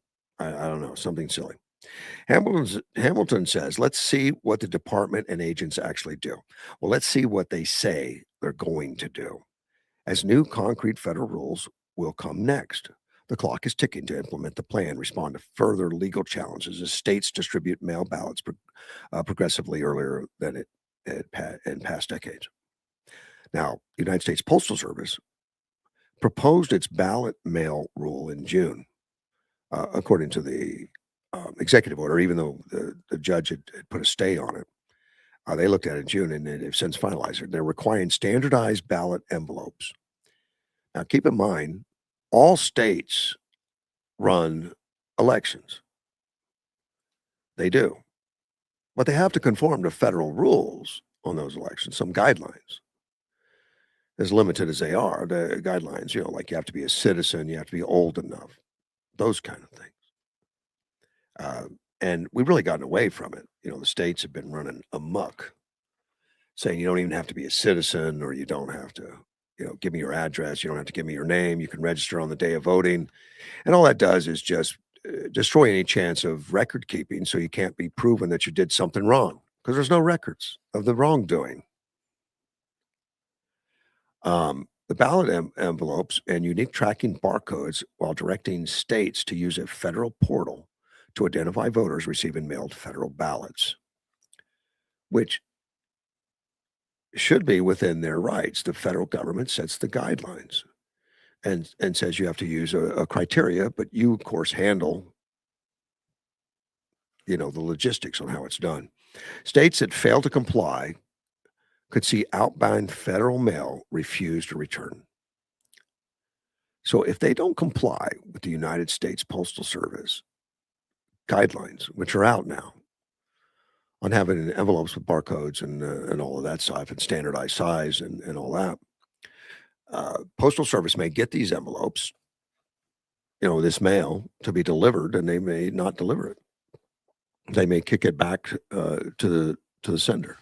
Return to sender. It's an Elvis thing. But the agency signaled at the time they won't implement the rule for the midterm unless the litigation is resolved. Well, I think the litigation is resolved for right now. I don't. Well, a separate injunction obtained by in litigation by the League of Women Voters currently blocks UPS from implementing the rule. I don't know anything about that one. I don't know what that one's all about. Why wouldn't you take steps like getting a list of eligible voters, like asking UPS to use standard mail security measures that they use for other things? That's what Hamilton's comment on. White House spokeswoman Lauren Bliss, said these are common sense measures. They protect the security of mail in ballots and ensure only Americans are electing American leaders. This administration will continue to lawfully enact the agenda President Trump was elected on, which includes the safety and security of our elections. Wow. A lot of dissension. One of them is Bob Bonita. He's an attorney general here in California. He actually led 23 states of the plaintiffs with Pennsylvania Governor Josh Shapiro and criticizing the Supreme Court for letting Trump try to make it harder for Americans to vote. That's the way they put it. Make it harder for Americans to vote. You put rules on it, like you have to be the right age, you have to show an ID. Of course, I don't think that's in this one. This one is just show that you're a citizenship if you're going to receive a mail-in ballot. The ID is already in law. It is.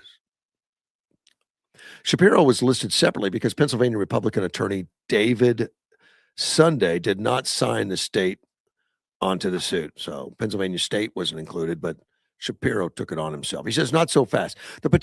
He's a potential candidate for next year, for the next presidency. He says, Donald Trump does not run elections here in Pennsylvania or any state.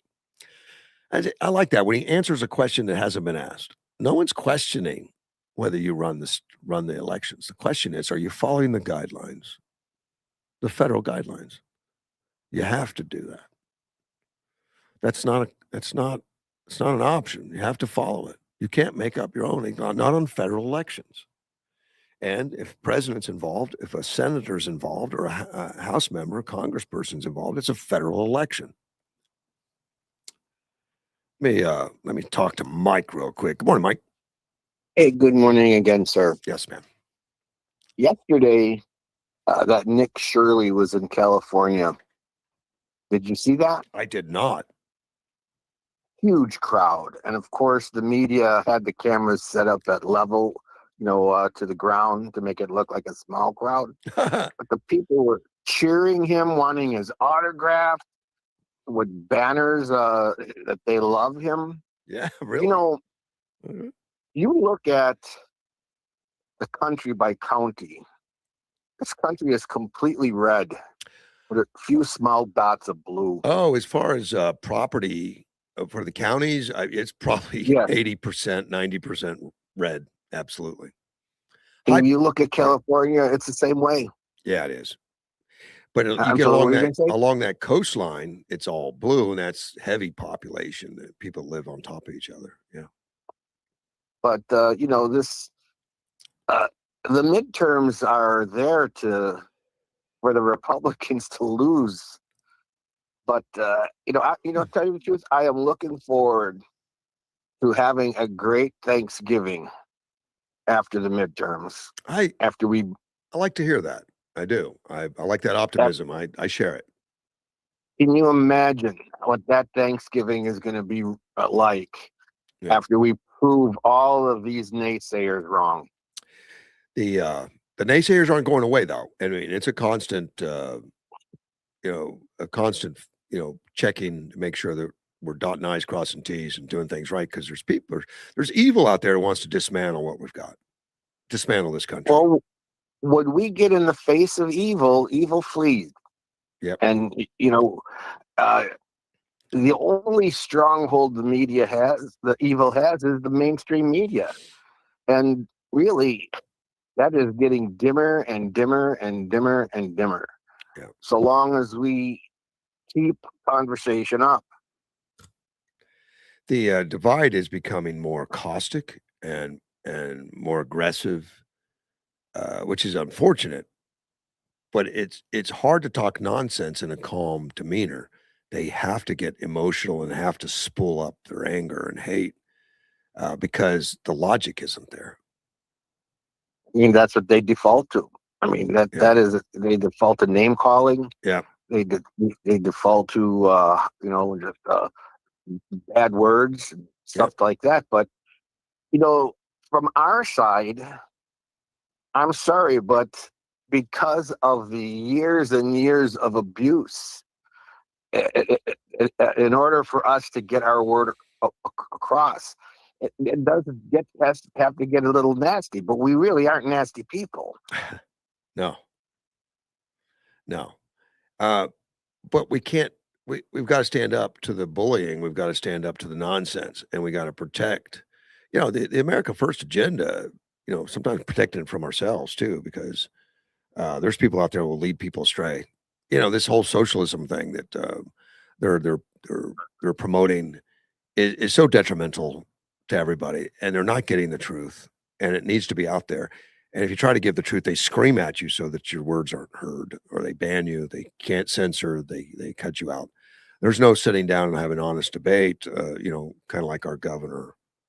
She's not going to have a debate because she's got no logic. And, Again, I think that we should defy that and still have the debate anyway. yeah, I don't disagree with that. I'd like to see Biggs go ahead and have a forum of some kind, even if it's a one-man forum. But I don't know if that'll happen. But if a tree falls in the forest and there's nobody there to hear it, that tree still makes a sound. Just because the media isn't reporting on something. The correct answer to that in philosophy classes is there is no sound, because there has to be an eardrum to hear it to make a sound. But I understand what you mean. There's a. My counter to that stupid professor when I was in his class was you had the professor. Vibration. Okay. Huh? Yeah. you had a professor like that too, huh? Yeah, I had a critical thinking class. We discussed that one. That's a famous one. It's called vibration, and the vibration exists. Yeah. You're right. So the tree does make a sound. I'm sorry to relate to that guy. I understand. But the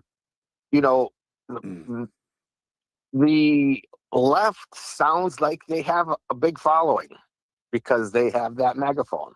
Yeah. And I think we're doing an effective job of pushing up against it.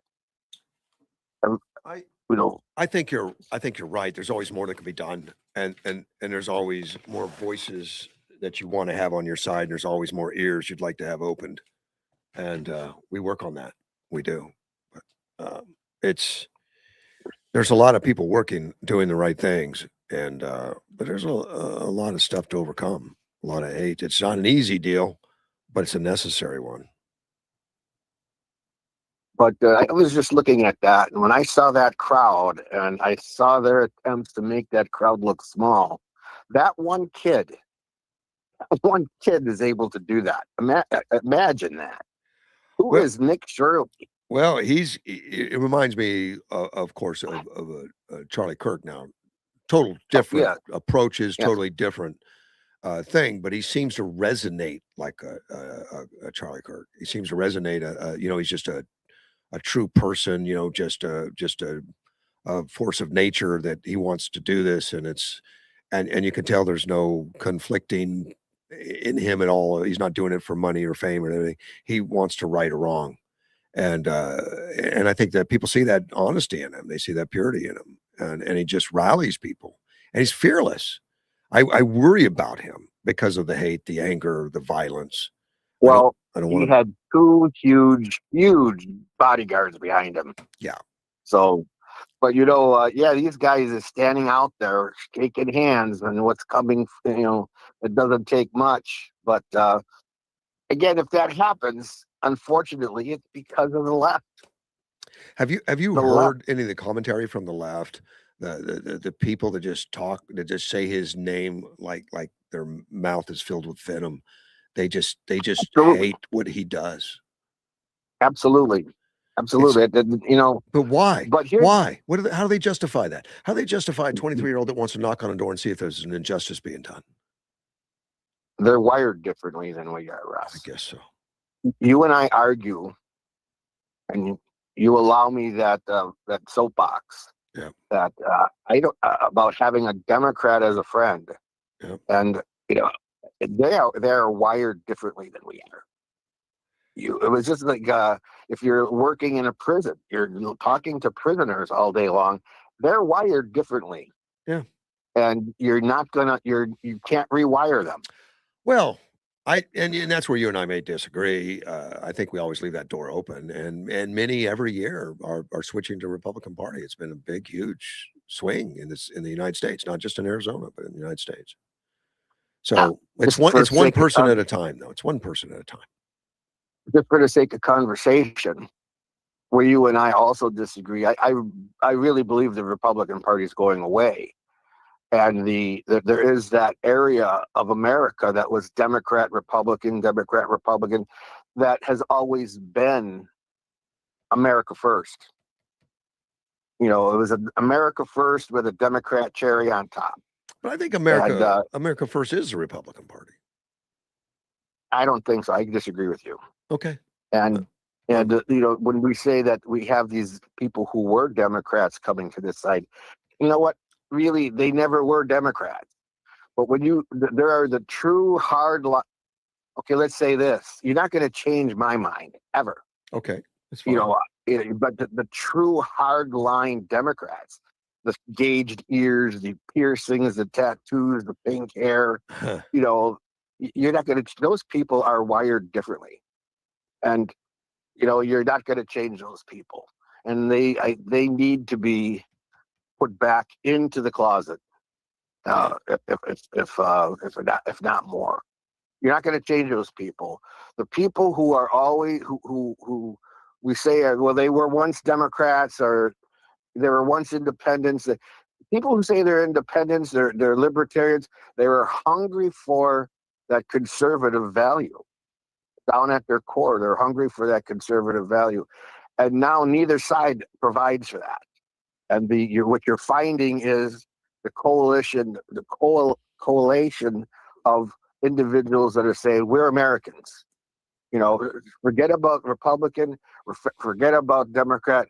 I strongly believe in about another couple years, these two party labels are going to go away. No, They're too distracting. I don't think the system works without a two-party system, but you know, it's not set up on that. There's I no did- verbiage. I didn't say that. I didn't say that. I believe in a two party system. Mm-hmm. I said that the two labels are going to go away because it's too distracting. I don't know how that works, but I don't think so. We definitely have But getting a big rise on people that are uncommitted. You know, but I don't belong to anything. does the Democrat Party have a Nick Shirley? Does the Democrat Party have a Charlie Kirk? Yes, Hassan, that Hassan guy, Oh, Piker. that's theirs then. That's theirs. And Hassan Piker is the Nick Shirley. I mean, and he's as outrageous, socialist, hateful, anti-Semitic guy that you'd ever want to meet. I mean, he thinks the United States deserved 9/11. I mean, where Nick Shirley is all about positiveness. You know, so it's a basic, good and evil stuff. Is that true that Piker filmed killing his dog by electrocuting it? I don't know that he killed it. I think it was more shocking it on and just torturing it on video. Yeah. Oh, Yeah. do you remember when Stephanopoulos cornered Romney about his dog traveling on his rooftop because the dog liked it, and then he was immediately accused of animal abuse? Yeah. And they'll never do that on Piker because he's one of them, and Of course not. you get a free pass. And he is as a horrible individual as I know from what I've Horrible. seen. And Horrible.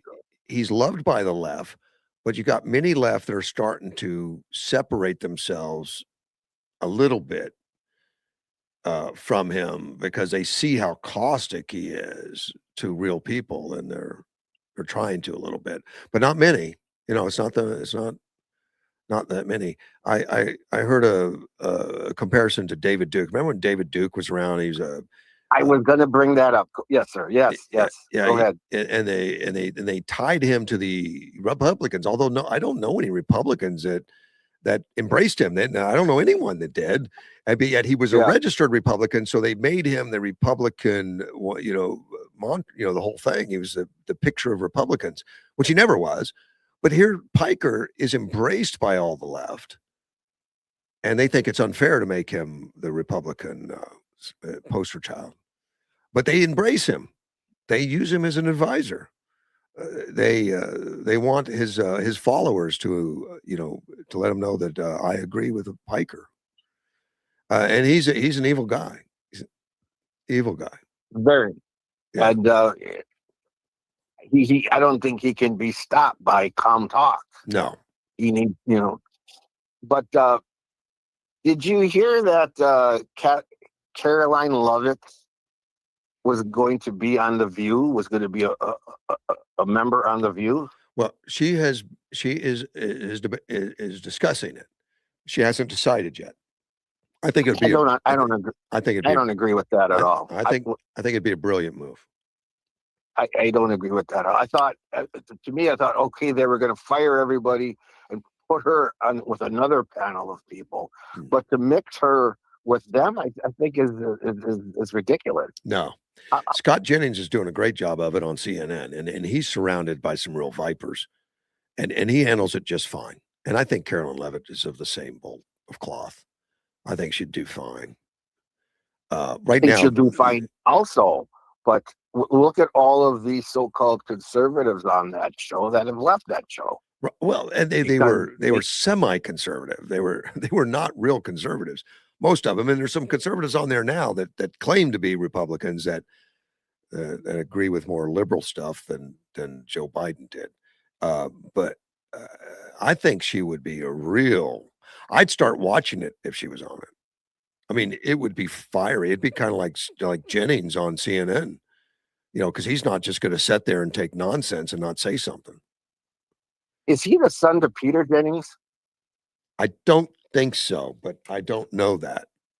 I would assume that if he was, we would have already had that in there. I think he's in his 40s. I don't know if Peter Jennings is old enough for that. But he's a brilliant guy, and I'm looking forward to meeting him this September. But I've spent more time watching him, and he handles himself so well. He's not the interrupter. The Democrats do a lot of stepping on you. Piker will interrupt, step on you, and not let you speak.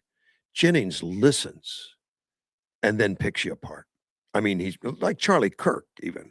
Charlie Kirk never interrupted anybody, let everybody finish their thoughts. But these lefties, they never do. They are going to block, talk over you, and not let you finish a thought. Yeah, watch them. Well, I am getting ready I'm going to buy 2 turkeys for this Thanksgiving. Okay. Because I think this is going to be a grandiose Thanksgiving, a very breathable Thanksgiving. When we correct this country, right, with a majority that the Republicans aren't going to be able to hide behind. It's going to be a big majority. They're not going to be able to say we can't get anything done because we have a little majority. I think it's in play. I think it's in play. Yeah, but it's going to be hard fought. And I just saw a breakdown on the Senate again last night. And, right now, the polling's still looking like we maintain where we are in the Senate. It doesn't guarantee any increases, but it's a maintain.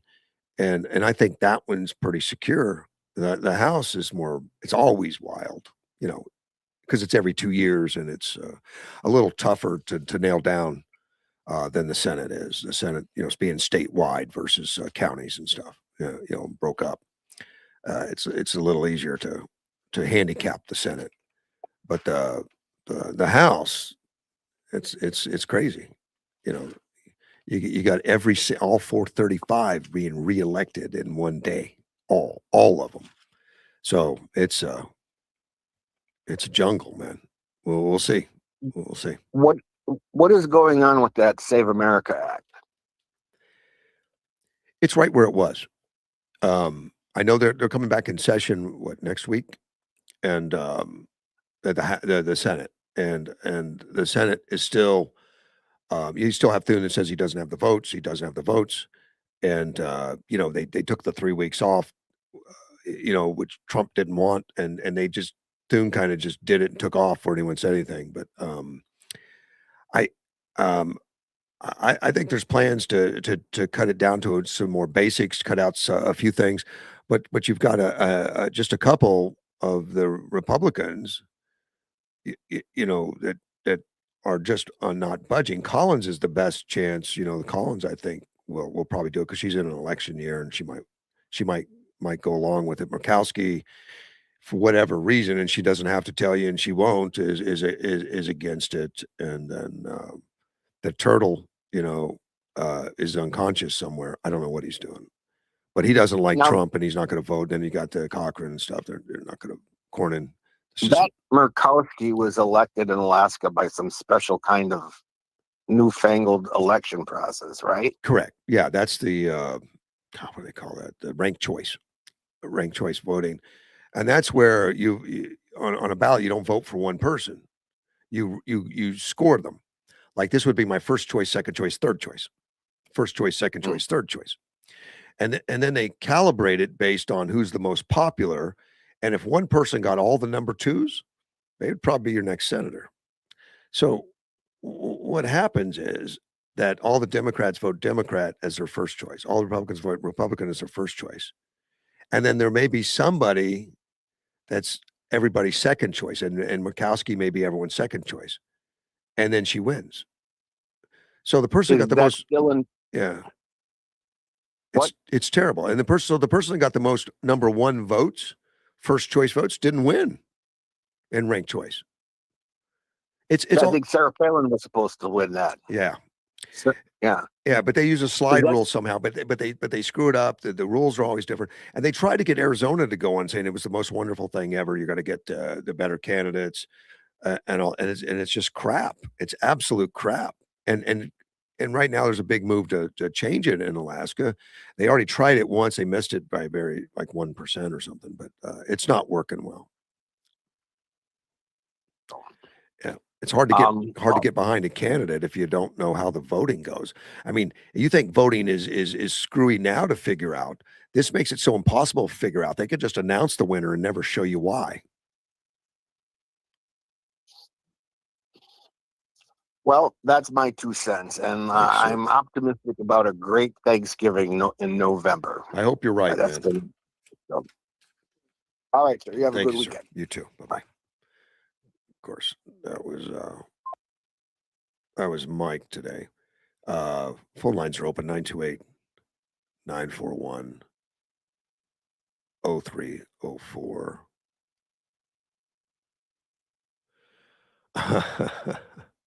One of my listeners, fair question.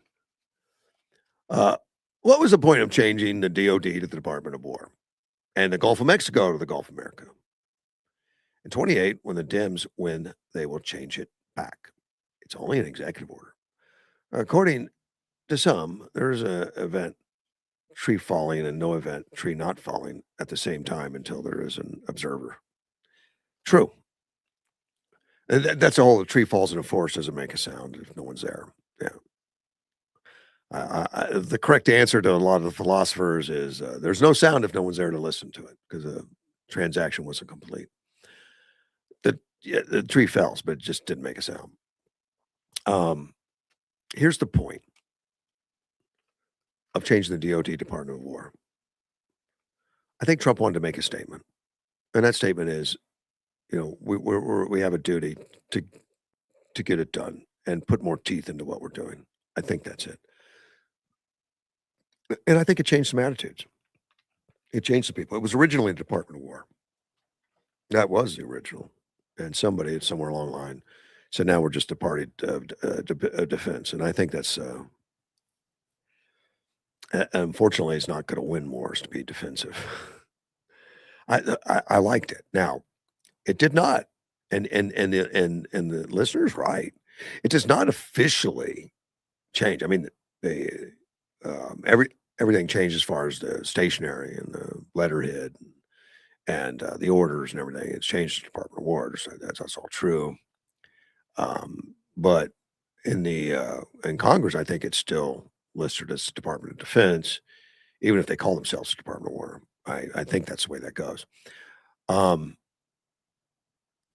The Gulf of Mexico, another statement that America's powerful, America's big, America first. I think that just goes along with the mindset and what he's doing. Would I have done it? No, I don't think like that. Do I fault him? No, I don't. He's Trump, and I'm taking the outrageous with the good, with the bad, whatever. It's Trump right now. And do I call it the Gulf of America? Yeah, I do. And I kind of smile when I do. It's kind of funny. Does Mexico call it the Gulf of Mexico? Yeah, I don't care. It doesn't hurt me. It doesn't hurt me. And you're right. There's a the Democrats get in, they're going to change it to Gulf of Mexico. They don't even like America or United States at times. You know, they want to apologize. You remember Obama got in, he spent the whole apology tour going out to all the countries apologizing that we're Americans. That he bowing down and apologize. I just think that's ridiculous. I like fairness. I like all of that. I like that we're powerful and that we have restraints and that we don't crush people just because we can. We support nations, tiny, big, tiny, whatever, sovereignty and all that, and we don't want to take over. That being said, is it the right thing to stop Iran's 47-year reign of terror? Yeah. Should we take Iran over? I don't think so. I think we need to get them change and put some pressure on them to stop saying death to America every day and then doing it. And they do it. They get up in the morning and the kids all chant death to America, death to Israel, the big Satan, little Satan, and all that kind of stuff every day. And we're supposed to just accept that like it's just rhetoric. Don't worry about it. And no, it means something. And words mean something. I know the left would like to say the words mean nothing. It doesn't matter. Yes, it does. And not only do they say death of America, they've been responsible for killing more Americans the last 47 years probably than anybody. Starting with Beirut back years ago, but the 47 years of them being proxies to all these terror organizations has been ridiculous, and it needs to stop. And we had guts like that back when we were early on, and they still sing songs about it, about Tripoli and the Marines, that we had Muslims that were confiscating ships and cargo and then holding them for ransom. The United States was paying ransom. I don't remember which president it was. You have to remind me that said, no, we're going to send the Marines in and tell them to stop it. And that's what they did. They sent the Marines in and they put a stop to it. And now we've got the Department of War putting a stop to it in Iran. It's painful. It's horrible. But the 47 years has got to stop. And all that 47 years has done is emboldened them and made it escalate. They've got more technology. They got more ability than ever, and nearly nuclear. And yeah, it's got to stop. They're the reason that Israel was invaded. And it still amazes me, all these anti-Semites that think Israel should be killed and invaded because they're evil because they fight back. If we were invaded, we'd fight back. I don't think Israel's out of line. But it's the proxies, Hezbollah, Hamas. Who pays all those bills? Iran. And they get the money from the West. A lot of it from Obama, a lot of it from Biden, a lot of it from oil. And they continue to get it, and they funnel it back into hatred. They funnel it back into weapons that are going to be turned onto us and other Western nations. The Houthis turned on us and other Western nations. And strong presidents don't put up with it. Reagan didn't put up with it. Yeah, Reagan fought in the Strait of Hormuz. Yeah, don't forget that. Reagan went in there and wiped out half of the then fleet that Iran had floating, and Iran backed off. But now they've lost 100% of their fleet, and they're not backing off. But we don't stop till they do. And I think the Department of War, much different than the Department of Peace, right now, Trump could walk away and know some things for a fact. Here's a fact. They've been greatly damaged. Their ability to make war has been hugely reduced, and it may take a decade to work it back out, to get back to where they were. Their dreams of having a nuclear bomb have been greatly reduced, and who knows how long it would take to get back. what they are. I mean, the underground caverns and everything were been destroyed and it collapsed on the enriched uranium they had. He could walk away right now, and nothing bad will happen while he's in office. Yeah, it would in 2 years. They're not going to be back in 2 years. They'd be quickly rebuilding, quickly putting everything back, and bragging about how America left, just like Vietnam did, just like Afghanistan did. You know that our men fought and died and worked for nothing because we had bad direction, we had bad plans, we had bad goals. And I think Trump has straightened a little bit of that out. I think Trump is got a, a plan like he doesn't want to own Iran. He doesn't want to take it over. He wants somebody he can trust as a neighbor, much like Japan became a neighbor. Germany became a neighbor.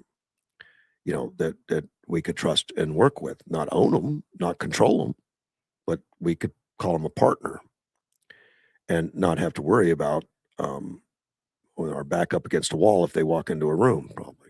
Well, maybe sometimes. Um, so I think those plans are solid. I agree with them. I'm not. I watch with great intrigue on how they manage it and how they manage it every day and how it changes, and it changes according to new information and new what's going on. And I think that's excellent. They're not stuck in a rut like we were. Like I think we got in a rut in Vietnam. We kept doing what we did every day and never changed. And it was just crazy, and people were dying, and, we were getting nowhere. We were running on a treadmill until we left, and then left it in worse shape than what we started off, and we ruin our image, and we don't finish anything. You know, we go in and kill a bunch of people, destroy a bunch of things, and then you still have the country. There's a lot of people that would take that. Iran will take that, you know? They got enough people alive to rebuild, they're fine. It's tough to deal with. Venezuela was a surprise to me. They don't believe that strongly, and I think maybe they still remember what it was like to have you know some kind of trade, where they were entrepreneurial and they were rich, making money. Things were doing well before they became communist, and they had to start selling hair to eat. So maybe they have some memory. Maybe they have some memory. Iran, maybe it's more stuck in the ideology, religious fervor. I don't know, but what total different deals. I mean, Venezuela says, "Yeah, we'll work with you right away." And how many Americans do we have occupying Venezuela? None. How many hardships does Venezuela have to put up with now? None. Now they're getting more money than they were getting. Now they're selling more oil than they were selling. Um, I think it's a great situation, and as it goes on, if it can continue, better chance of that lasting because the people are reaping great benefits from it, and they'll say, this capitalism is the way to go. It's a better lifestyle. Uh, if it continues, we'll see. We'll see. It's got to be sketchy because the people running it are are are doing it for survival, probably at some point, but it's gotta be less stressful. I mean, people are eating now, people got more stuff. It's just that they don't get to keep all the proceeds, I guess. I but they're running their own country, and I think that's what Trump wants for Iran. They just want to have that know that that country's stable. They're not paying for terrorists anymore. They're not they're not continuing on that path of 47 years of destruction, and, I admire that. My listener asked me, "Wonder how the indigenous population feels America's manifest destiny." And of course, American Indians manifest destiny. Well, I, I, I don't, I don't know, and we don't have a manifest destiny program at this point. About owning everything, and I don't think we're looking to do that. Trump certainly isn't. I mean, he'd like Greenland to join us or Canada or something like that, but nobody's in there bombing them, trying to say you're part of us now. Um, the you'd have to ask them. I mean, that's 400 years ago, 500 years ago it started, and I don't know. Um, many you could ask a lot of American Indian tribes if they'd rather be separate. I don't know, but they're part of the country now, just like we are. Read that Hitler admired America's conquest of the West.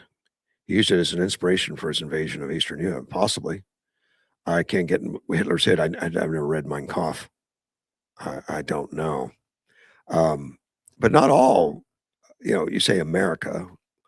It was British colonized. It was Spanish colonies. Uh, America didn't necessarily conquest initially. The at one time, you know, we bought the Louisiana Purchase. We bought Alaska. We didn't invade Russia to get Alaska. The Gadsden Purchase from Mexico. There was a Mexican War. Texas got independence from Mexico and then joined us.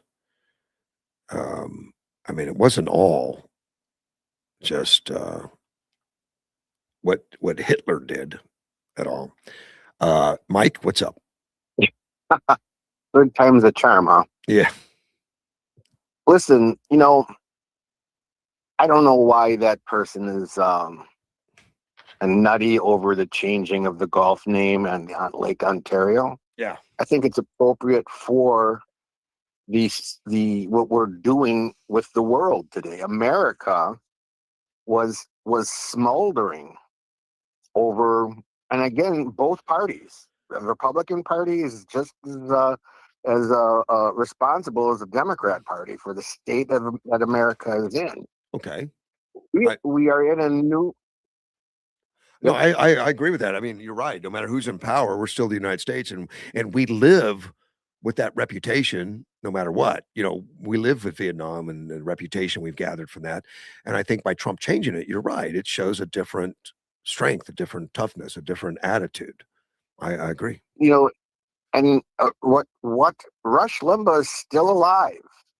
Charlie Kirk is still alive, and the things he says, those words live forever. Yeah. And remember, Rush Limbaugh used to get pissed off at the Republican Party because they never acted like victors. He said, "Go ahead and pass the bill, even if you know it's going to lose. Let the Democrats be on record for voting against it. Right. Let the Democrats be on record for changing the Gulf of America back to Gulf of Mexico. Let the Democrats be on record for changing the Lake America back to Lake Ontario, because they're already on record when Barack Obama had his peace tour, where he bowed before everybody and apologized for America. Yeah, he did. Democrats are already on record when a Supreme Court justice went overseas and denounced the Constitution that she's supposed to uphold. Yep. So yeah, you know, let's. So what? So what if the Democrats change? I'll bet you what, the Democrats will not change that. Democrats will not change those names back, because they know how detrimental it is. Remember, the Democrats have to always campaign to the right. They can't win when we really know who they are, and that is the problem that they're having right now. They think they pulled that lever. They let us know who they are. Now they're trying to play cleanup. You know, the Democrat Party is not divided. They're just using that as a Saul Alinsky gig. The Democrat Party has always been socialist. Mm-hmm. The Democrat Party has always been Islamist. The Democrat Party has always been against America. Christ, they declared war against America. And you know what? They lost. And we should have annihilated them back then. But I'll tell you what, they want to keep poking the tiger. This time we are going to annihilate you. Well, we've got a reputation of not taking it right now, thanks to Trump. I mean, so look at the drug dealers that have these speedboats They used to laugh at us and outrun us. Trump just started blowing them out of the water. We were a joke. not We take- were a big joke. not taking crap. We changed to the Department of War, but to send a message that we don't want to play around. We don't want a conflict, but we're not going to run from it, and we're not going to pay you money not to have one. I like it. Who's saying that we want to take over Iran? Nobody. We want Iran. Oh, okay. I'm just pointing out that we're not trying to take that over. That this isn't to take over a country or anything like that. And I kind of like that idea. And they want to get the neighbors involved. I mean, look, they're in Saudi Arabia and Qatar and all that, saying, look, you guys need to take care of your own territory. Get these guys calmed down. That hasn't all worked yet, but it's the right direction. Go back and look at the history when Bill Clinton, that buffoon, tried to unite Israel and Palestine. And, there's no way Bill Clinton, Madeleine Albright, Hillary Clinton were any match to the Islamic way of thinking that Donald Trump is dealing with right now. Jimmy Carter did a lot of that too. And he almost had it to where Palestinian had its own state. The Palestinians backed out. They really didn't want the responsibility. They wanted to fight. Yasser Arafat wasn't involved. I mean, he wasn't in favor of it. At the end of the day, they didn't want a separate state. Who are we going to fight then? Well, what hospitals, again, did the Palestinians go to? They went to the Israeli hospitals. And I'm using the word Israeli and not Jewish. Yeah. There was something I had sent you that said there's 4 words. One of those words doesn't belong there. And I think that is the problem that we have in the Middle East in those 4 words. You have a Hebrew, you have an Israelite, and you have a Judean. The word Jew is the culprit, but that's the whole conversation for another time. Yeah. But you sit there and not you. We sit there and we talk about uniting that place. Mm-hmm. You're never going to. The thing is, you're never going to unite that psyche that they have. They hate each other. Well, yes and no. I mean, look, I have seen so many changes in my lifetime over there. Egypt hated Israel with a passion. The first one to invade them was Egypt. They'd only been a country for less than a year, just a few months. And they put tanks and everything in there, and they invaded them and all that. And now Egypt, I think they were one of the signs of Abraham Accords, and they're one of the ones that are a good neighbor. Egypt is. Now, if Egypt can do that, why can't others? And there has been others they've calmed down. You got Saudi Arabia now cooperating with Israel. But wait a second, Saudi Arabia, Syria, and Saudi Arabia, Turkey, and yes, I think Pakistan signed a pact against Israel. No, they signed a pact to support each other. I don't think they signed a pact against Israel. They signed a pact that said, first of all, the 57 countries over there signed a unity pact with Israel, provided Israel agreed to a 2-party state. Israel did not agree to a 2-party state. So the next day, those 3 countries signed a pact that they were going to go against Israel under the guise that they were going to go against anybody that attacked them or wanted to take their land. Well, I'd be confused at Israel because Israel pulled out of Gaza and said, "It's yours, take it, do what you want." Israel has always given up land. They have never tried to take land. Well, they have in the first war against Egypt. They took land. Because as a buffer, they did. They took land that they were attacked, yes. And when they defeated them, yeah. they occupied that land. It's not that they attacked to take land. No, they did not. They were a new country. Okay, they didn't do that. Yes. And if you want to get biblical, that whole area belongs to Israel. From the Euphrates River to the Mediterranean Sea. You say that, and it's interesting to me because I've listened to people that reject it and say there's no proof, but all you have to do is put a shovel in the ground, and you're going to get documents from the Jewish state dating back 2,000 plus 3,000 years, 2,000, 3,000 years. It's all there. They've occupied that land for many, many years, and there's tons of records. But yet people think it doesn't exist. It's kind of crazy. So the complexity there Yeah. takes a man like Trump to bring some sanity to that region. Yeah. And, he's doing it. He's doing what nobody has ever been able to do. And he doesn't do a lot of kowtowing or apologizing or anything like that. And if you smack him, he'll smack you back harder. I mean, he's Trump. He's totally different. And I think that's a lot of countries, they're going to need somebody that they know is not going to be a pushover. And he's not a pushover. And that said, let's go back to the renaming of the Gulf and the renaming of the lake. That means something.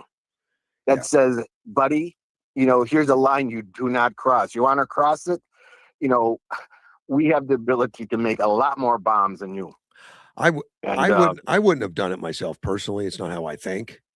I'm not questioning him to do it, but it wouldn't be on my list. But it works for Trump. I say do it. I support him. I do. And I'll disagree with you. You say it works for Trump. I think it works for us. Correct. I think it works for America's image. I think it works to say that, because don't forget, you cannot talk about what the 12-dimensional chess unless you talk about the real reality is the American economic system is taking over globally the British economic system. That's why we're having so much pushback, buddy. Yes. And so that's why these little things all mean something. These little things all mean something. And, that imp in Canada, he doesn't have the people behind him. Oh, you mean Carney? Yeah. He doesn't have the Canadians behind him. Well, he won the election. Yeah, and he won the election against somebody that had the support of Trump. So they very much, right? they very much made a decision in Canada that we don't want Trump and to tell us what to do or something. And that's fine. It's your country. And Trump doesn't care either. Do what you want, but we're not going to keep supplying you. Where you tariff us, we don't tariff you back. And that gets lost all the time, that they're the ones that have been abusing us by charging our businesses, by not allowing our business up there. And then when Trump says we want a level playing field, they go nuts. And Trump throws a 50% on it, and they think, that's evil. You're tariffing us. Well, what have you been doing to us for decades, man? Well, to me, that's my president. That's my leader. Yeah. And I'm proud of him. And I'm proud to be an American again because of him. So all these little things have a big impact in the big game. You just can't attack him. Oh, he renamed the Gulf of America. He's such an egotistical. I don't like the way. But they are. They're going to attack him. They attack him because he did the reflecting pool. They attack him because he's doing a ballroom. They attack him because he cleaned up the fountains. Because they just want to be in power. That's all it is. It's do you think they like clean fountains? Sure. Do they like a ballroom? Sure. Do they like winning? Sure. But they hate Trump because it takes them out of power, and it shows that they're a fraud, that they're not really trying to make the country better. Didn't Obama spend $1 billion through U.S. aid to fix that reflecting pond? No. Didn't he spend a whole bunch of money to try to fix it? Yes. He spent 37 million or something like that. Trump ended up spending 15, 16 million. Here's the deal, though. But he never did anything. There wasn't even a shovel in the ground. No, he did. He did some work. It just wasn't very productive. It didn't work. But here's he didn't fix the plumbing. But here's the deal. Half of that money that he spent went to consultants to invest to find out what to do. Those, of course, were Democrat lobbyists and Democrat NGOs that take from the U.S. aid. Yes, that they pay a bunch of, well, I don't know if it's through them, but it was paid through the government. Might have been a bunch of NGOs to Democrat funds that do all the consulting work. So it doesn't all go to construction. Like on Trump, it only went to construction. That's it. He hired a contractor, said, "Get it done and do it right." And Biden, goes the traditional route of spending more money on consulting fees to friends than the contractors, and then they bid out the contractors to somebody that can't do the job because they have to meet the DEI requirements. And then they spend 37 million and it doesn't work versus Trump spending 15, 16 million. And he ended up doing a lot more than he thought he was going to do. At first, it was only going to be a few million because he didn't realize it at first about the cracks in the concrete and the plumbing needed to be replaced and stuff, a lot of that stuff. So it ended up being 16 million. And when some of that paint lifted, they fixed it on, that was a warranty issue. They're fixing that. By the time he's done, he's very meticulous and it's going to be right. And those bubblers do work. Those bubblers that keep the algae out, they're so small you can't see them and they don't cause ripples so that the reflection still happens. But there's Yeah, bubblers. wow. There's bubblers that they're kind of like micro bubblers in there that don't allow the algae to grow. Now they overwhelmed it because you did have people that threw some fertilizer and stuff in there to try to help out. They overwhelmed it, but now that it's under control, and it won't come back with those micro bubblers See, working. that movie I could remember was The Last of Mohicans. Oh, Last Mohicans. It sounds familiar. I can't remember seeing it. I'm sure I have though. Russell Means was a character actor in that, and Russell Means was the leader of that protest of Wounded Knee, Uh-huh. and that's the guy I was saying I hadn't met. I couldn't think of the movie to recall. But anyway, that's my response to all these little pricks at Trump. He renamed the Gulf and renamed the lake. Right. You can't take you're following the Democrat narrative. You're doing what the Democrats want us to do about just pricking this guy. No. And you can't talk about one thing without talking about a million things. Here's why. And that's I'm going to give the whole story. I don't give one side. I mean, I don't just say everything's, I want to give all details on what he's up, what he's fighting against, what he's doing, as well as how he's getting it accomplished. I just think that's completely fair. I don't like programs like The View or something that have a whole story and they only give a few highlights that they support and the rest of it they bury. I don't bury stuff. I mean, if there's things going on, I'm going to talk about it. I just am. And I don't think they're harmful. You do, yes. That's the great thing about your show. Yeah. That's my cup of coffee in the morning. We spend with you. And so, but you allow me to you can push the button on me anytime. Okay. But you allow me to participate. Absolutely. And in the sometimes I'm irreverent, but like I said, it's after a million cuts. It's about time we put the foot down. Mm-hmm. And to me, we are well past being gentle. So, yeah. No, that's my 2 cents. I appreciate you about the naming of those two bodies of water. We have to look at the big picture. So, all right, thank you, sir. Thank you, Mike. Bye bye.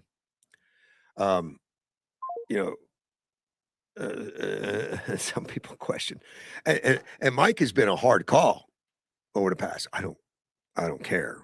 I think every opinion matters, and I'll talk about every opinion. I agree with or disagree. It doesn't matter. But every opinion matters. The listener said, was a reflecting pool vandalism or bad workmanship? It was both, actually. I always believed that there was a cut in there, and there was, on the actual paint it was, but for me, just looking at it through a common sense thing, the cut itself didn't cause it to pull away from the concrete. It didn't adhere to the concrete like it should. The cut's vandalism, there's no question. But to have it be able to pull up that quickly, something's wrong. And that's right. I don't know if it was in preparation or if they didn't wait for it to completely dry, and it didn't affect the whole pool. It affected, yeah, I guess, a small section of it. So the workmen had to come back in and redo some of it, which has already been done. I think it's already been done. Uh, but was there vandalism? Yeah, there was, and vandalism included some adding of fertilizer or something with phosphates that caused the algae bloom to explode. See, they put microbubblers in there to stop the algae from growing, because algae's been a problem with that pool since the day it was built, and sometimes it turns green, and they have to clean it up, and it's a big job. The the microbubblers stop it from blooming, stop it from doing that, but it got overwhelmed because there was so much. Now, originally, when they were doing the work, they'd had the pipes all turned off, and that algae, I guess, grew in the pipes underneath the ground. So when they turned the pipes back on, it flooded with some, well-established algae. But on top of that, there were some people that did some vandalism. They burnt some grass out there. They put some initials like 8647 in the grass with some fertilizer or something, probably same stuff they dumped in the pool, and caused the algae bloom just to go nuts. And uh, a newscaster actually took a sample of the water and went ahead and analyzed, and he was proud to say, "Well, that water showed there was phosphates." Well, that just shows you that somebody was dumping something in there. It verified for me anyway. Let's talk to Carl. Good morning, Carl.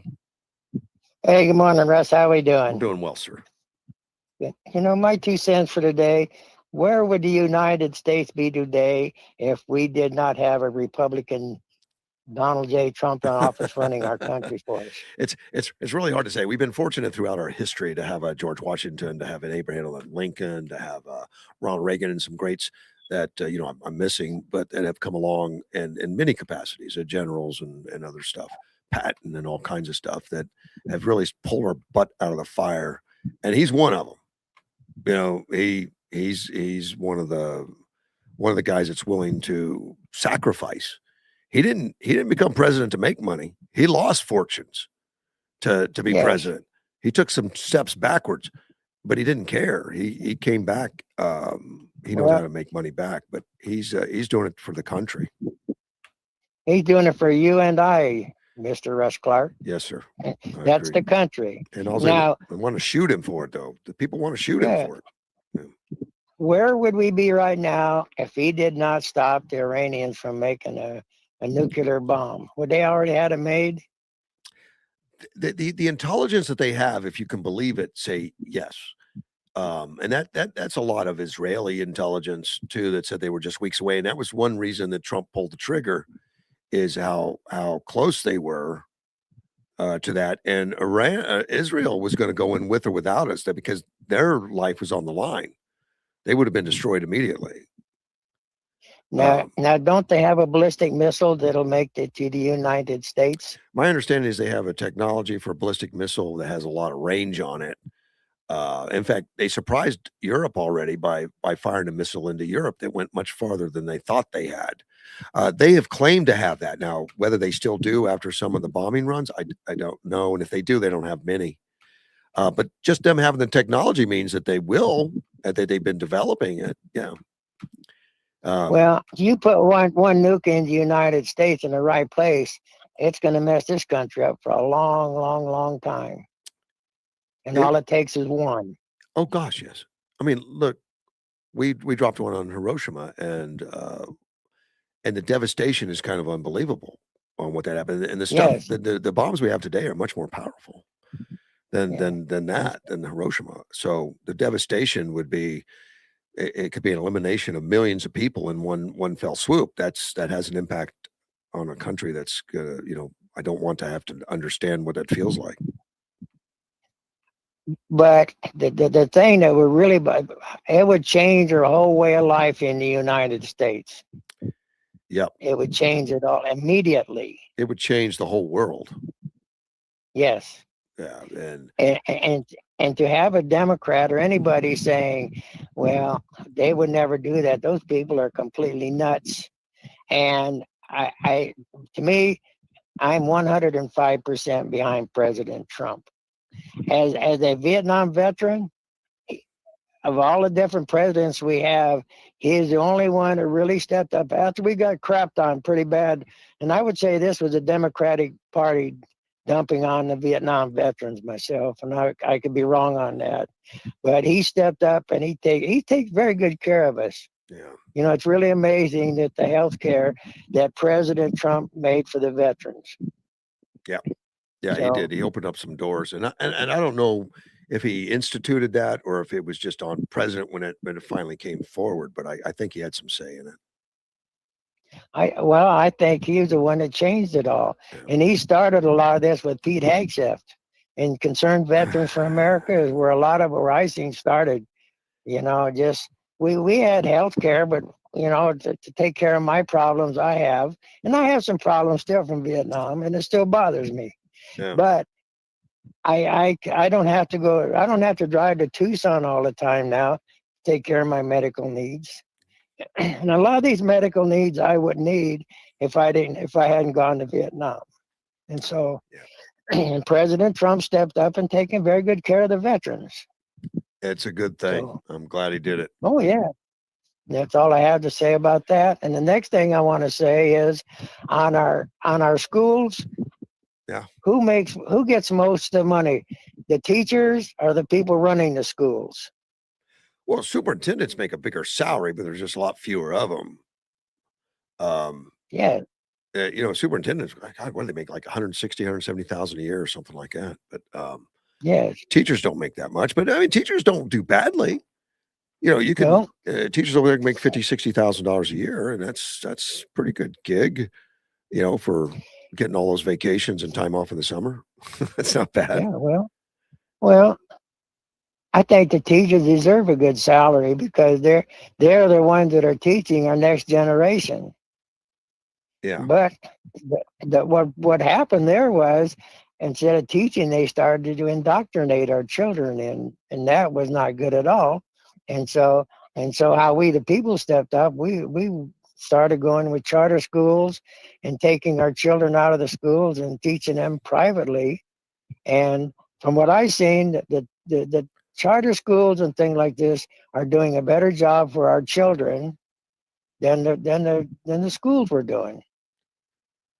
To me, that's very important. I think so, and I think the charter schools, the schools, the ESAs, wonderful. You know, the Yes. homeschools, all that kind of stuff. That's wonderful.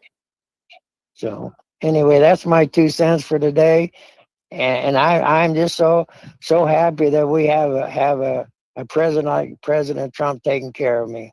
Thank you, sir. Take So care. have a good day, Russ. Bye-bye. Bye.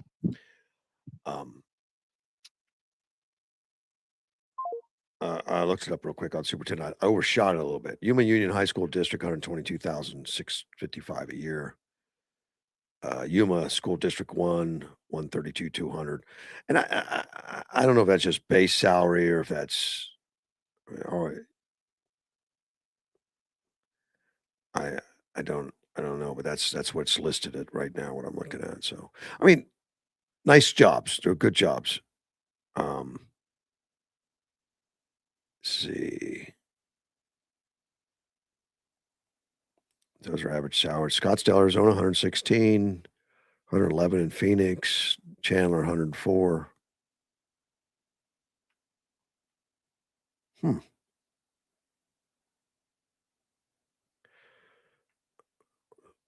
So they do well. And I think they're good people. I think they do better if we didn't have so many guidelines out of our legislature to run them, maybe. I question all that. Do you remember the Kennedy senator, the arts and all that stuff in Washington, D.C.? That's one that President Donald Trump really likes, and he really went to work on that early on. Wanted to change, the performances and stuff, and he got sold out performances and all that. But he set it up to be completely redone because its old building has a lot of things that are deteriorating, falling apart, and wanted to change it, not change it, but repair it, replace a lot of stuff.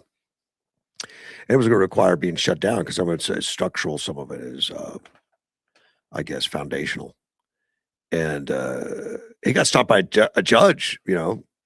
Said you can't shut it down. So who knows where it's going? I know they're still discussing that thing.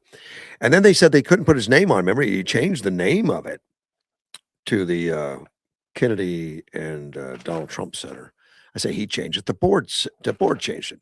He handpicked the board, and the board changed it to the Trump, Kennedy and Donald Trump, which got a lot of lefties really upset.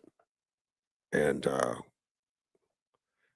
a judge ordered to be taken down, and then some people just couldn't wait for it.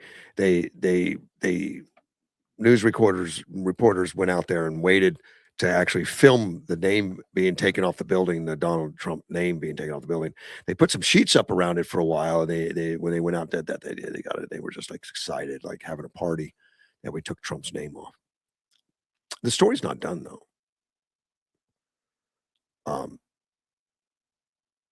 They're working to put the Trump name back on it, which I guess kind of surprised me. And sometimes I'm thinking to myself, like, we got better things to do, but okay, somebody's doing it. I guess the board or whatever, they're doing it. The Trump administration lawyer, Bradley Mayers, began making the case of why they're putting his name back on it in a different way. And he had to go to a district court judge, Christopher Cooper, and he's making a case of putting it back on there. At least the board is. The board's doing it because it's a historic place. Now, Christopher Cooper, the judge, interrupted a little bit. Says why the center needed to begin inscribing the president's name on the institution facade as soon as September 8th. They want to put it on there as soon as September 8th. What's magical about that date? It's probably, said, and then he said, well, sometimes judges travel over the labor holidays. I guess he wants to be available to stop it, maybe. He responded about the timeline. This is Brantley Mayers. It said the timeline is in accordance with a vote earlier this month by the Trump-aligned board. As he returned to his argument that the renovations at the Kennedy Center require energy and talent. And the judge interrupted him again, said, look, that's all fine and good, but what does that have to do with Congress intended in these statutes? That's what's before me. Well, Bradley said that the administration informed the court that it wouldn't proceed with changes at the Kennedy Center before October 8th to allow Cooper more time to consider the case. Trump has spent much of the second term reshaping Washington to his liking, demolishing the East Wing of the White House to make way for a ballroom, planning a triumphal arch near Arlington National Cemetery, and a renovated golf course along the Potomac River. The Kennedy Center is a rare stumbling block in that effort because Cooper had ruled in May that Trump's name was added to the building illegal in order to be removed. Now, Trump's allies have refused to let that be the final word. So the board got together, the board of the Kennedy Center, and they voted earlier this month to inscribe his name on the venue's facade so it would read, the John F. Kennedy Center for the Performing Arts, restored and renovated by President Donald J. Trump. Of course, that wouldn't be changing the name at all. Well, if the Trump Kennedy Center fund reached $100 million, he said if they reached $100 million, they'll put his name on it as restored and renovated. Another inscription would be added, endowed by the Trump Kennedy Center Fund. So he would add that. Well, and then the plaza in front of the Kennedy Center would also be renamed the Trump in Trump's honor. And the lawyer argued that the moves amount to a recognition of Trump, not the renaming of the institution that was sought earlier. The institution no longer calls itself Trump Kennedy Center or focuses on such branding. And there's no effort to return to that argument. they encouraged Cooper not to rule on the inscription related to the endowment because no money has been raised, essentially leaving it as theoretical possibility for now. Judge Cooper's skeptical, but he questioned whether he had the authority to block the moves. As the administration appeals his earlier ruling, he pressed a lawyer for Representative Joyce Betty on whether that appeal undermined his jurisdiction in the case. I want to make sure that I have the jurisdiction to do what I did, Cooper said of the case. So maybe that's a safe harbor for Trump to say that he helped restore it. Betty's an ex officio member of the board who has led the effort to block Trump's moves to put his stamp on the institution by using the lawyer Nathaniel Zelensky. And Zelensky warned Cooper that failing to act would create this black hole where there's no way to enforce the earlier decision. Earlier decision was to take his name off as a, inscribed as the Trump Center. It can't be the Trump Center. But hanging over the hearing was a prospect that the administration may seek to demolish the Kennedy Center, which is new. In a filing earlier this week, administration lawyers told the court that absent recognition of the president, the Kennedy Center would struggle to raise money. So if you don't have the president behind you, you're not going to raise money for renovations. Without that money, the building may need to be demolished, a prospect that alarmed some given Trump's swift moves last year to dismantle the East Wing.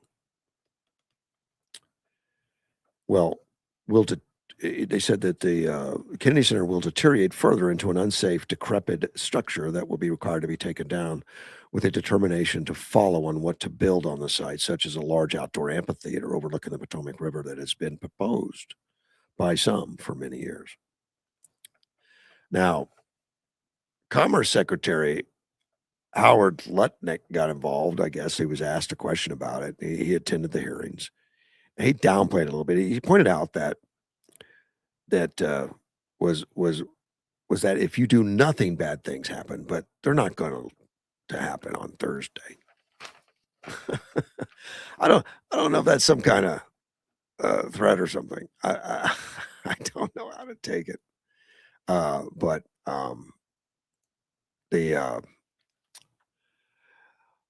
I saw the video of the Kennedy Center on, in the basement and all that kind of stuff, and it does need a lot of work. There's a lot of stuff in there that's terrible. Some of the electrical stuff has had water leaking on it and stuff. There's some stuff that's bad, and some of the crumbling of the concrete has to be replaced. And a lot of that's major stuff that was originally designed to be redone, and it was going to take months to close that center down. You can't have plays in it while you're taking out the structure that's holding the building up. But the judge says you're not allowed to shut it down, so who knows what's going to happen. The judge may get his wish. I'm not going to shut it down. He'll come in and demolish it. I hope not. I hope not. I hope that doesn't happen.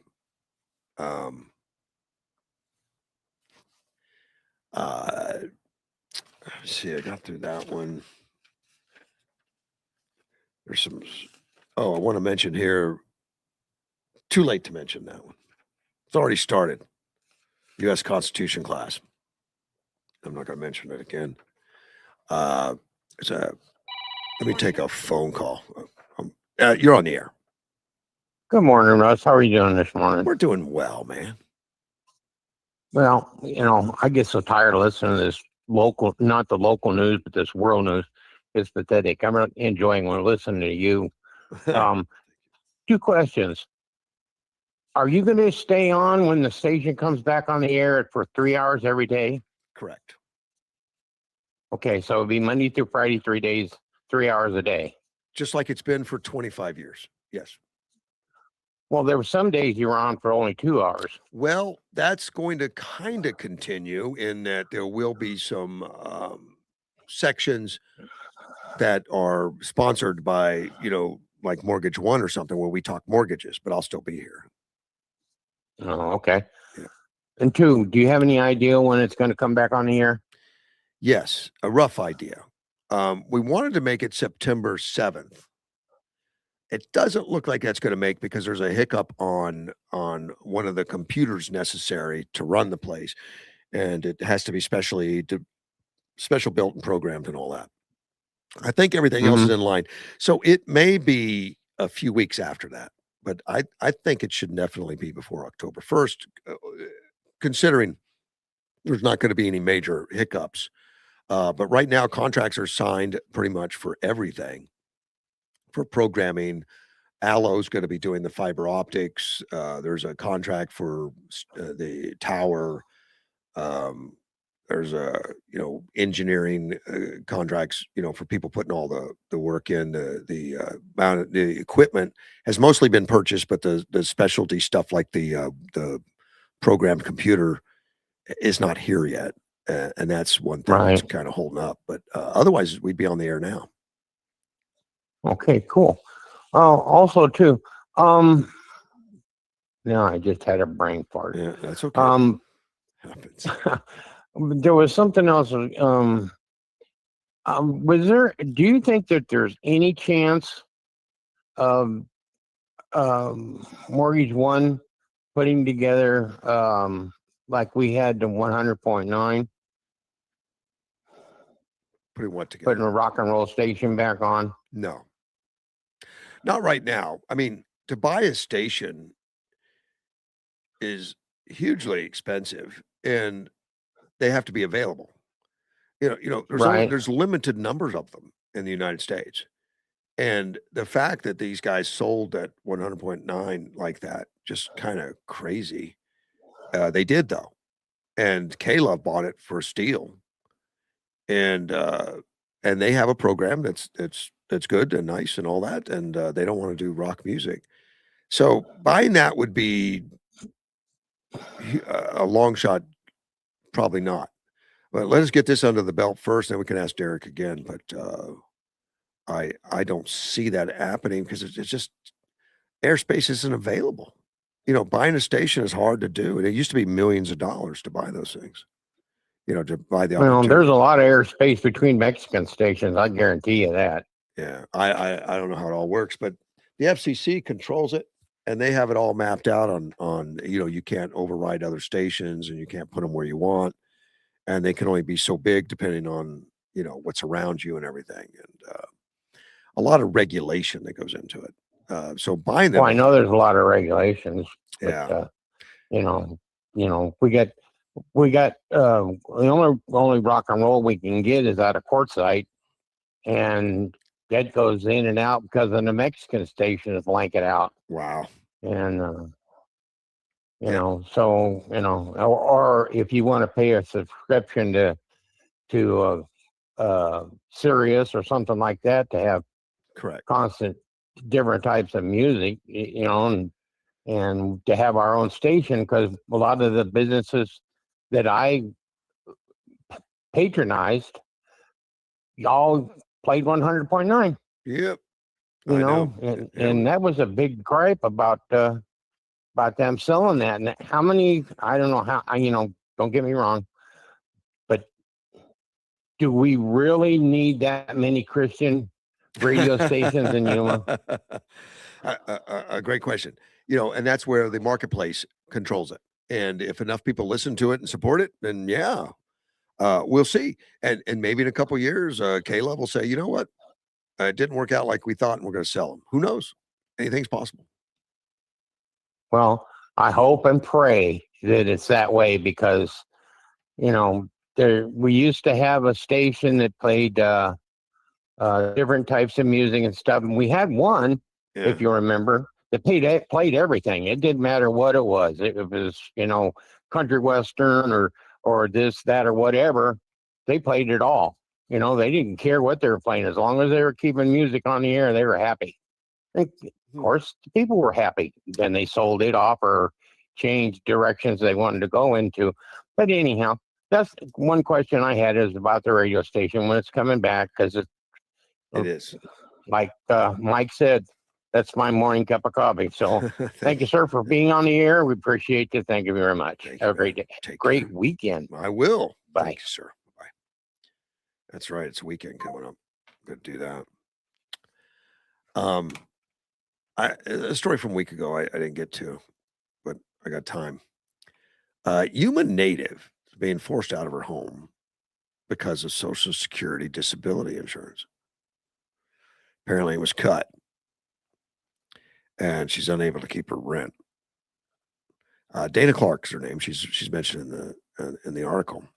This was a few days ago, but she said her and her dog Diesel have just 4 days to pack, and I'm sure that's already come and gone, and leave the home they've lived in since 2019.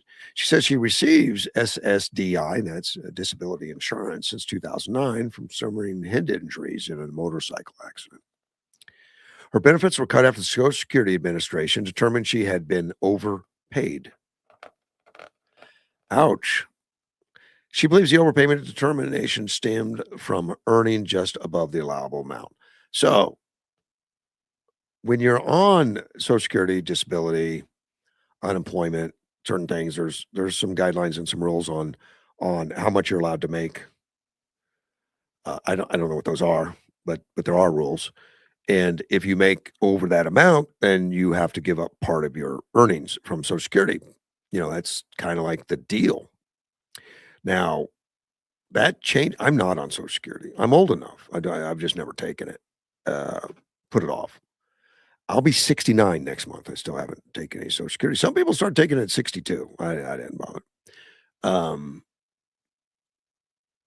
going to put it off till I'm 70. Once you're 70, my understanding is you can make as much as you want. It doesn't affect you. So she must be under my age. She must not be old. I feel sad about that. I didn't know, but know those rules if you're collecting Social Security or something.